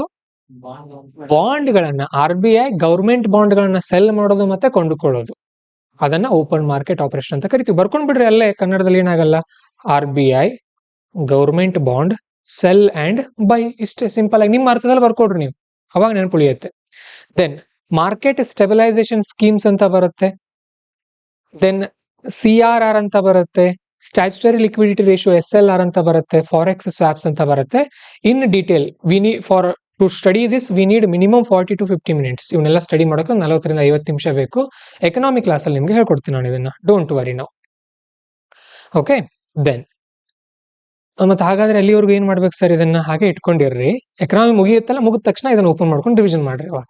Okay, then incentive scheme for promotion of low value ಭೀಮ್ UPI ಟ್ರಾನ್ಸಾಕ್ಷನ್ಸ್. ನೋಡೋಣ ಏನ್ ಮಾಡ್ತಾ ಇದಾರೆ ಇಲ್ಲಿ. Why it is in news. Union cabinet approves incentive scheme for promotion of low value ಭೀಮ್ UPI transactions peer to merchant. Okay, ಏನ್ ಮಾಡ್ತಾ ಇದಾರೆ ಅಂತ ಅಂದ್ರೆ, ಯೂನಿಯನ್ ಕ್ಯಾಬಿನೆಟ್, ಕೇಂದ್ರ ಸರ್ಕಾರದ ಒಂದು ಕ್ಯಾಬಿನೆಟ್ ಅಂತ ಇರುತ್ತೆ, ಅಂದ್ರೆ ಮಂತ್ರಿಗಳ ಒಂದು ಗುಂಪು. ಸಿಂಪಲ್ ಆಗಿ ನಿಮ್ಗೆ ಸದ್ಯಕ್ಕೆ ಇನ್ಸೆಂಟಿವ್ ಸ್ಕೀಮ್. ಇನ್ಸೆಂಟಿವ್ ಅಂತ ಅಂದ್ರೆ ಪ್ರೋತ್ಸಾಹಧನ ಕೊಡೋದು. ₹1 ₹2 ಎಲ್ಲ ಬರುತ್ತೆ ನೋಡ್ರಿ ಲಾಭ, ಅದು for promotion of low value ಭೀಮ್ U P I transactions. Low value ಭೀಮ್ ಯು ಪಿ ಐ ಟ್ರಾನ್ಸಾಕ್ಷನ್ ಅಂತ ಅಂದ್ರೆ, ಲೋ ವ್ಯಾಲ್ಯೂ ಅಂತಂದ್ರೆ ಕಡಿಮೆ ಮೊತ್ತದ, ಅವುಗಳನ್ನ ಇದು P to M, person to merchant, P to M ಅಂತ ಅಂದ್ರೆ ಈಗ ಉದಾಹರಣೆಗೆ ಇದೊಂದು ಕಿರಾಣ ಶಾಪ್ ಇದೆ ಅನ್ಕೊಳ್ರಿ, and you are a customer. ನಿಮಗೇನೋ ಒಂದು 10 ರೂಪಾಯಿ ಪಾರ್ಲೇಜಿ ಬಿಸ್ಕೆಟ್ ಬೇಕಾಗಿದೆ, ಒಂದು 10 ರೂಪಾಯಿ ಟೀ ಪೌಡರ್ ಬೇಕಾಗಿದೆ, ಒಂದು 10 ರೂಪಾಯಿ ಸಕ್ಕರೆ ಬೇಕಾಗಿದೆ ಅನ್ಕೊಳ್ರಿ. You went to this kirana shop. ಈ ಕಿರಾಣ ಅಂಗಡಿಗೆ ಹೋದ್ರಿ, ನೀವೇನ್ ಮಾಡಿದ್ರಿ, 30 ರೂಪಾಯಿ ಕ್ಯಾಶ್ ಕೊಟ್ರಿ. ಇದು ಈ ಅಂಗಡಿಯವನು ಗೊತ್ತು, ನಿಮಗೆ ಗೊತ್ತು, ಸರ್ಕಾರ ಗೊತ್ತಾಯ್ತಾ? No, they don't know it. Now they want to take its account also. ಇದ್ರದ್ದು ಕೂಡ ಲೆಕ್ಕ ನಮಗೆಲ್ಲ ಸಿಗ್ಲಿ ಇನ್ ಮುಂದೆ. ಈ ಸಣ್ಣ ಪುಟ್ಟ ವ್ಯವಹಾರಗಳಾಗತ್ತಲ್ಲ, ಇದ್ರದ್ದು ಕೂಡ ನಾವೇನ್ ಮಾಡೋಣ, ಆನ್ಲೈನ್ ಟ್ರಾನ್ಸಾಕ್ಷನ್ ಸಪೋರ್ಟ್ ಮಾಡೋಣ ಅಂತ ಏನ್ ಮಾಡ್ತಾ ಇದಾರೆ, ಈ ಯು ಪಿ ಐ ಟ್ರಾನ್ಸಾಕ್ಷನ್ ನ ಕಡಿಮೆ ಅಮೌಂಟ್ ಕೊಡ್ತಾರಲ್ಲ ಅವ್ರಿಗೂ ಕೂಡ ಇದನ್ನ ಜಾಸ್ತಿ ಮಾಡ್ಲಿ ಅಂತ ಅದಕ್ಕೆ ಒಂದು ಇನ್ಸೆಂಟಿವ್ ಅಂತ ಯೋಜನೆಯನ್ನ ತರ್ತಾ ಇದಾರೆ. ಅಂದ್ರೆ ಯಾರು ಜಾಸ್ತಿ ಟ್ರಾನ್ಸಾಕ್ಷನ್ ಮಾಡ್ತಾರಲ್ಲ ಅಂತವ್ರಿಗೆ ಏನ್ ಮಾಡೋದು, ಒಂದ್ ಸ್ವಲ್ಪ ಪ್ರೋತ್ಸಾಹನ ಕೊಡೋದು, ಒಂದು 200 ರೂಪಾಯಿ 500 ರೂಪಾಯಿ ಕೊಟ್ಬಿಡೋದು ಒಂದು ತಿಂಗಳಿಗೆ, ಅವ್ರು ಖುಷಿ ಆಗುತ್ತೆ. ಸೊ ಆ ತರ to bring accountability in the market system, ಮಾರುಕಟ್ಟೆ ವ್ಯವಸ್ಥೆಯಲ್ಲಿ ಒಂದು ಶಿಸ್ತನ್ನ ತರೋಕೆ ಇದನ್ನ ಮಾಡ್ತಾ ಇದಾರೆ. So incentive of 0.15%, 0.15% per transaction will be provided for UPI transaction up to 2,000 pertaining to the category of small merchants. ಇದನ್ನ ನೆನ್ಪಿಟ್ಕೊಡ್ರಿ, 0.15% ಇರಬೇಕು ಕೊಡ್ತಾರೆ, ಅಪ್ ಟು 2,000 ಅಷ್ಟೇ, ಅದಕ್ಕಿಂತ ಜಾಸ್ತಿ ಇದ್ರೆ ಏನ್ ಕೊಡಲ್ಲ. Then incentive is paid to the acquiring bank. ಇದು ಯಾರಿಗೆ ಕೊಡ್ತಾರೆ, ಇಲ್ಲಿ ತಗೊಳ್ಳೋರ್ಗಲ್ಲ, ಇದು ತಗೊಳ್ಳೋರ್ಗಲ್ಲ, ಇವ್ರಿಗೆ ಅಂಗಡಿಯವ್ರಿಗೆ ಕೊಡ್ತಾರೆ. ಯಾರಿಗೆ? ಅಂಗಡಿಯವರಿಗೆ. ಅಂಗಡಿಯವ್ರಿಗೆ ಯಾಕೆ ಕೊಡ್ತಾರೆ? ನೀವೇನೋ ಆನ್ಲೈನ್ ಪೇಮೆಂಟ್ ಮಾಡಕ್ ಹೋಗ್ತೀರಿ, ಅಂಗಡಿಯವನ್ ತಗೊಳ್ಳಿಲ್ಲ ಅಂದ್ರೆ, ಇಲ್ಲ ನಮ್ಗೆ ಕ್ಯಾಶೇ ಕೊಡ್ರಿ ಅಂದ್ರೆ, so they are giving money to the shop owners. Okay, acquiring merchants bank ಗಳಿಗೆ ಕೊಡ್ತಾರ ಅವರು. ಓಕೆ, ದೆನ್ ಆ ಬ್ಯಾಂಕ್ ಗಳಿಗೆ ಕೊಡ್ತಾರೆ, ಆ ಬ್ಯಾಂಕ್ ಗಳು ಇಶ್ಯೂ ಮಾಡ್ತಾ ಹೋಗುತ್ತೆ, ದೆನ್ ಅವ್ರಿಗೆ ಕೊಡ್ತಾರೆ, then that will go to the customer's bank, ಆಮೇಲೆ ಅದು ಕಸ್ಟಮರ್ ಬ್ಯಾಂಕ್ ಗಳಿಗೆ ಹೋಗಿ ಶೇರ್ ಆಗುತ್ತೆ ಹಣ. ಇಷ್ಟು ಸಿಂಪಲ್ ಆಗಿ ನೆನಪಿಟ್ಕೊಡ್ರಿ. So to keep digital footprints, ನೋಡ್ರಿ ಈ ಇಂಥ ವರ್ಡ್ಗಳನ್ನ ಅರ್ಥ ಮಾಡ್ಕೊಳ್ಬೇಕು ನೀವು. ಫುಟ್ ಪ್ರಿಂಟ್ ಅಂದ್ರೆ ಏನು? ಫುಟ್ ಅಂದ್ರೆ ಏನು? ಕಾಲಲ್ವಾ? ಪ್ರಿಂಟ್ ಅಂದ್ರೆ ಅದರ ಗುರುತು, ಹೆಜ್ಜೆ ಗುರುತು ಅಂತೀವಿ ನೋಡ್ರಿ ನಾವು ಕನ್ನಡದಲ್ಲಿ, ಹಾಗೆ they want to keep digital foot print.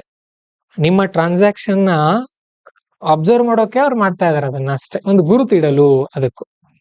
ಸರಿ, ಆಮೇಲೆ ಇಲ್ಲಿದೆ ನೋಡ್ರಿ, ಇವುಗಳನ್ನ ಪೆನೆಟ್ರೇಷನ್ ಮಾಡೋಕೆ UPI 123Pay ಅಂತ ಒಂದಿದೆ, ಆಮೇಲೆ ಆಫ್ಲೈನ್ UPI ಲೈಟ್ ಅಂತ ಒಂದಿದೆ, UPI ಲೈಟ್ ಎಕ್ಸ್ ಅಂತ ಇದೆ. They will ask in prelims, UPI 123Pay, UPI lite X, what is this?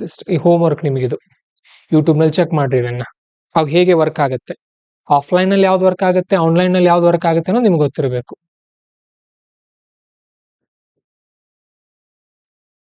Okay, I think UPI 123Pay will be offline, UPI lite online ಬೇಕದು, internet ಬೇಕೇ ಬೇಕಾಗುತ್ತೆ ಅದಕ್ಕೆ. OTP ಹಾಕೊಳ್ಳೋಗತ್ತೆ ಇಲ್ಲ, ಅವ್ರಲ್ಲಿ ಆಫ್ಲೈನ್ ಅಂತ ಕೊಟ್ಟಿದ್ದಾರೆ. ಈ ತರ ಟೆಕ್ನಾಲಜಿಗಳ ಮೇಲೆ ಕೇಳ್ತಾರೋ, they will ask question like this. Next ನೋಡ್ರಿ, ಭೀಮ್ UPI ಬಗ್ಗೆ ಸ್ವಲ್ಪ ನೋಡ್ಕೋಣ. ಏನಿದೆ ಭೀಮ್ UPI ಅಂತ ಅಂದ್ರೆ, ಯೂನಿಫೈಡ್ ಪೇಮೆಂಟ್ಸ್ ಇಂಟರ್ಫೇಸ್. UPI ಅಂತ ಅಂದ್ರೆ ಯೂನಿಫೈಡ್, ಎಲ್ಲಾ ಪೇಮೆಂಟ್ ಗಳನ್ನ ಒಂದೇ ಕಡೆ ತಗೊಂಡ್ ಬರೋದು. ಆಮೇಲೆ ಎಸ್, ಯಾವ್ದಿತ್ತು ಹೇಳ್ರಿ ಕೋಮಲ್ ಅವರ ಪ್ರಶ್ನೆ ನಿನ್ನೆ? ಎಲ್ಲಾ ಕಡೆ ಯೂನಿಫೈಡ್ ಪೇಮೆಂಟ್ ಗಳನ್ನ ತಗೊಂಡ್ ಬರೋದು. ಆಮೇಲೆ ಬೇಸ್ಡ್ ಮೊಬೈಲ್ ಅಪ್ಲಿಕೇಶನ್ ಅಲ್ಲಿ ತಗೊಂಡ್ ಬಂದು ಇದನ್ನ ಆನ್ಲೈನ್ ಪೇಮೆಂಟ್ ಮಾಡೋಕ್ ಮಾಡಿದ್ದಾರೆ. ನ್ಯಾಷನಲ್ ಪೇಮೆಂಟ್ಸ್ ಕಾರ್ಪೊರೇಷನ್ ಆಫ್ ಇಂಡಿಯಾದವ್ರು ಮಾಡಿದ್ದಾರೆ ಇದನ್ನ. This was also asked in PYQ, ಇದನ್ನು ಕೂಡ ಕೇಳಿದ್ರು. ಓಕೆ, ಆಮೇಲೆ RTGS ಅಂಡ್ ನೆಫ್ಟ್ ಕಲ್ತಿದ್ದೀರಾ ಕ್ಲಾಸ್ ಅಲ್ಲಿ, ಎಕನಾಮಿ ಮುಗಿದಿದೆ ಅಲ್ವಾ, ನಿನ್ನೆ ಕೇಳಿದ್ರು ನೋಡ್ರಿ, ತುಂಬಾ ಸಿಂಪಲ್ ಕ್ವಶನ್. RTGS ಮತ್ತೆ ನೆಫ್ಟ್ ಇದು ಕಂಟಿನ್ಯೂಸ್ ಇರುತ್ತಂತೆ, ರಜೆ ಇರಲ್ವಂತೆ, ಒಂದು ದಿನ ರಜೆ ಇರುತ್ತೆ ಅದಕ್ಕೆ. ಆಮೇಲೆ RTGS ರಿಯಲ್ ಟೈಮ್, ವೇಗವಾಗಿ ಹೋಗುತ್ತೆ, ಕರೆಕ್ಟ್ ಇದೆ ಸ್ಟೇಟ್ಮೆಂಟ್. ನಾವು ಟೀಚ್ ಮಾಡೋರಲ್ಲಿ ಬಹಳಷ್ಟು ಬಂದಿತ್ತು ನಿನ್ನೆ. ಕೆಲವೊಂದು ಕಡೆ ಸ್ವಂತ ಸ್ಕಿಲ್ ಅಪ್ಲೈ ಮಾಡ್ಬೇಕಾಗತ್ತೆ. ಇಲ್ಲಿ ನಾನು ಈ ವರ್ಡ್ ಕೊಡ್ತೀನಿ, ಅಲ್ಲಿ ಅದೇ ವರ್ಡ್ ಬರಲ್ಲ, ವರ್ಡ್ಸ್ ವಿಲ್ ಬಿ ಡಿಫ್ರೆಂಟ್. ಸಮಾನಾರ್ಥಕ ಪದಗಳು ಬಹಳ ಇರುತ್ತೆ, ಅವ್ರು ಅದನ್ನೇ ಯಾಕೆ ಕೊಡ್ತಾರೆ? ಮತ್ತೆ ಇಲ್ಲಾಂದ್ರೆ ಅದೇನಾಗುತ್ತೆ, ಅದು ಮ್ಯಾಚ್ ಫಿಕ್ಸಿಂಗ್ ಆಗುತ್ತೆ. 5 ಜನ IAS ನವರು UPSC ಜೊತೆ ಮ್ಯಾಚ್ ಫಿಕ್ಸಿಂಗ್ ಮಾಡ್ಕೊಂಡಿದ್ದಾರೆ ಅಂತಾರೆ ಜನ. ಅವ್ರದೇ ವರ್ಡ್ಸ್ ಇದೆ UPSC has its own standards ಅಲ್ವಾ?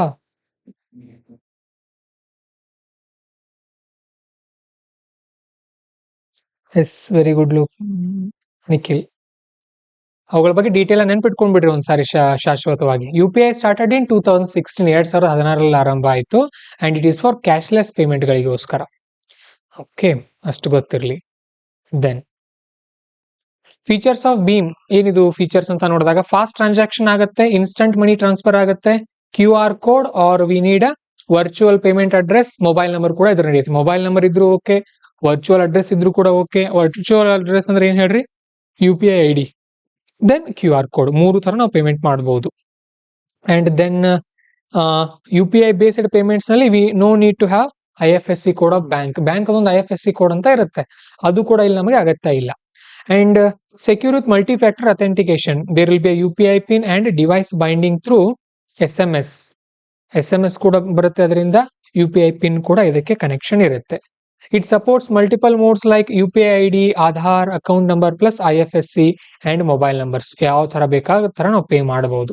ಈವನ್ ಆಧಾರ್ ನಂಬರ್ ನಿಂದನೂ ಕೂಡ ನಾವು ಪೇಮೆಂಟ್ ಮಾಡಬಹುದು. We can pay through Aadhaar also. And now it is important. ನೋಡ್ರಿ, ಇವೆರಡು ಆರ್ಟಿಕಲ್ ತುಂಬಾ ಇಂಪಾರ್ಟೆಂಟ್. ನಾನು ಸ್ಲೋ ಆಗಿ ಹೇಳ್ತಾ ಇದ್ದೀನಿ, ಬರೀ ಅರ್ಧ ಗಂಟೆ ಆಯ್ತು ಇದನ್ನೇ ಟೀಚ್ ಮಾಡ್ತಾ ಇದ್ದೀನಿ, ಯಾಕಂದ್ರೆ ದೀಸ್ ಆರ್ ವೆರಿ ಇಂಪಾರ್ಟೆಂಟ್. ಯಾವ್ದು ಇಂಪಾರ್ಟೆಂಟ್ ಇರಲ್ಲ ನಾನು ಹಾರಿಸಿಬಿಡ್ತೀನಿ, ನೀವು ಓದೋದನ್ನ. ಯಾವ್ದು ಈಸಿ ಇರುತ್ತೆ ವರ್ಡ್ ಟು ವರ್ಡ್ ಹೇಳ್ತೀನಿ ನಾನು ನಿಮಗೆ. About National Payments Corporation of India. Why we are studying this? This started UPI in India. ಇವರೇ ಸ್ಟಾರ್ಟ್ ಮಾಡಿದ್ದಾರೆ. ಪಾಪ ಇವ್ರ ಬಗ್ಗೆ ನಮ್ಗೆ ಗೊತ್ತಿಲ್ಲ ಅಂದ್ರೆ, ಈಗ ಚಂದ್ರಯಾನ 2 ಏನೋ ಆಯ್ತು, 3 ಆಯ್ತು, ಯಾರು ಮಾಡಿರೋದು ಅದನ್ನ? ಇಸ್ರೋ ಬಗ್ಗೆ ನಮ್ಗೆ ಗೊತ್ತಿರ್ಬೇಕಲ್ವಾ. That is why now we are studying NPCI, National Payments Corporation of India. NPI is an umbrella organization for operating retail payments and settlement system. ಇದೊಂದು umbrella organization. Umbrella organization means in that organization there will be multiple responsibilities. ಏನ್ ಮಾಡ್ತಾರೆ ಇವರು? Retail payment and settlement system. Retail payment ಅಂದ್ರೆ, retail ಅಂತ ಅಂದ್ರೆ ಚಿಲ್ಲರೆ ವ್ಯಾಪಾರ, ಮತ್ತೆ ಸೆಟಲ್ಮೆಂಟ್ ಅಂತ ಅಂದ್ರೆ ದೊಡ್ಡ ಮೊತ್ತದ ಹಣವನ್ನ ಒಂದ್ ಕಡೆಯಿಂದ ಮತ್ತೊಂದ್ ಕಡೆ ಟ್ರಾನ್ಸಾಕ್ಷನ್ ಮಾಡೋದು. ಎರಡು ಕೆಲಸ ಮಾಡುತ್ತಿದ್ದು. It does 2 work. It is an initiative of RBI and India's banks association. Remember this, ಕೇಳ್ತಾರೆ ಅವ್ರ ಫಿಲಿಮ್ಸ್ ಅಲ್ಲಿ. NPCI is initiative of RBI and ಏನ್ ಕೊಡ್ತಾರೆ ಇಲ್ಲಿ ನಿಮಗೆ? ಬ್ಯಾಂಕ್ಸ್ ಬೋರ್ಡ್ ಬ್ಯೂರೋ ಅಂತ ಕೊಡ್ತಾರೆ. Banks board bureau and RBI ಅಂತ ಕೊಡ್ತಾರೆ. It is wrong. ಏನಿದು? IBA, ಇಂಡಿಯಾಸ್ ಬ್ಯಾಂಕ್ಸ್ ಅಸೋಸಿಯೇಷನ್ ಅವ್ರು ಸೇರಿ ಮಾಡ್ಕೊಂಡಿರುವಂತ ಒಂದು ಸಿಸ್ಟಮ್ ಇದು. And under 2007 payment and systems act ಅಡಿಯಲ್ಲಿ ಸ್ಟಾರ್ಟ್ ಆಗಿದೆ. So it is a statutory body. ಇದೊಂದು ಸ್ಟ್ಯಾಚ್ಯುಟರಿ ಬಾಡಿ, ನೆನ್ಪಿಟ್ಕೊಡ್ರಿ. And it is also not for profit company. ಪ್ರಾಫಿಟ್ಗೋಸ್ಕರ ಮಾಡಿರೋದಲ್ಲ ಇದು. Okay,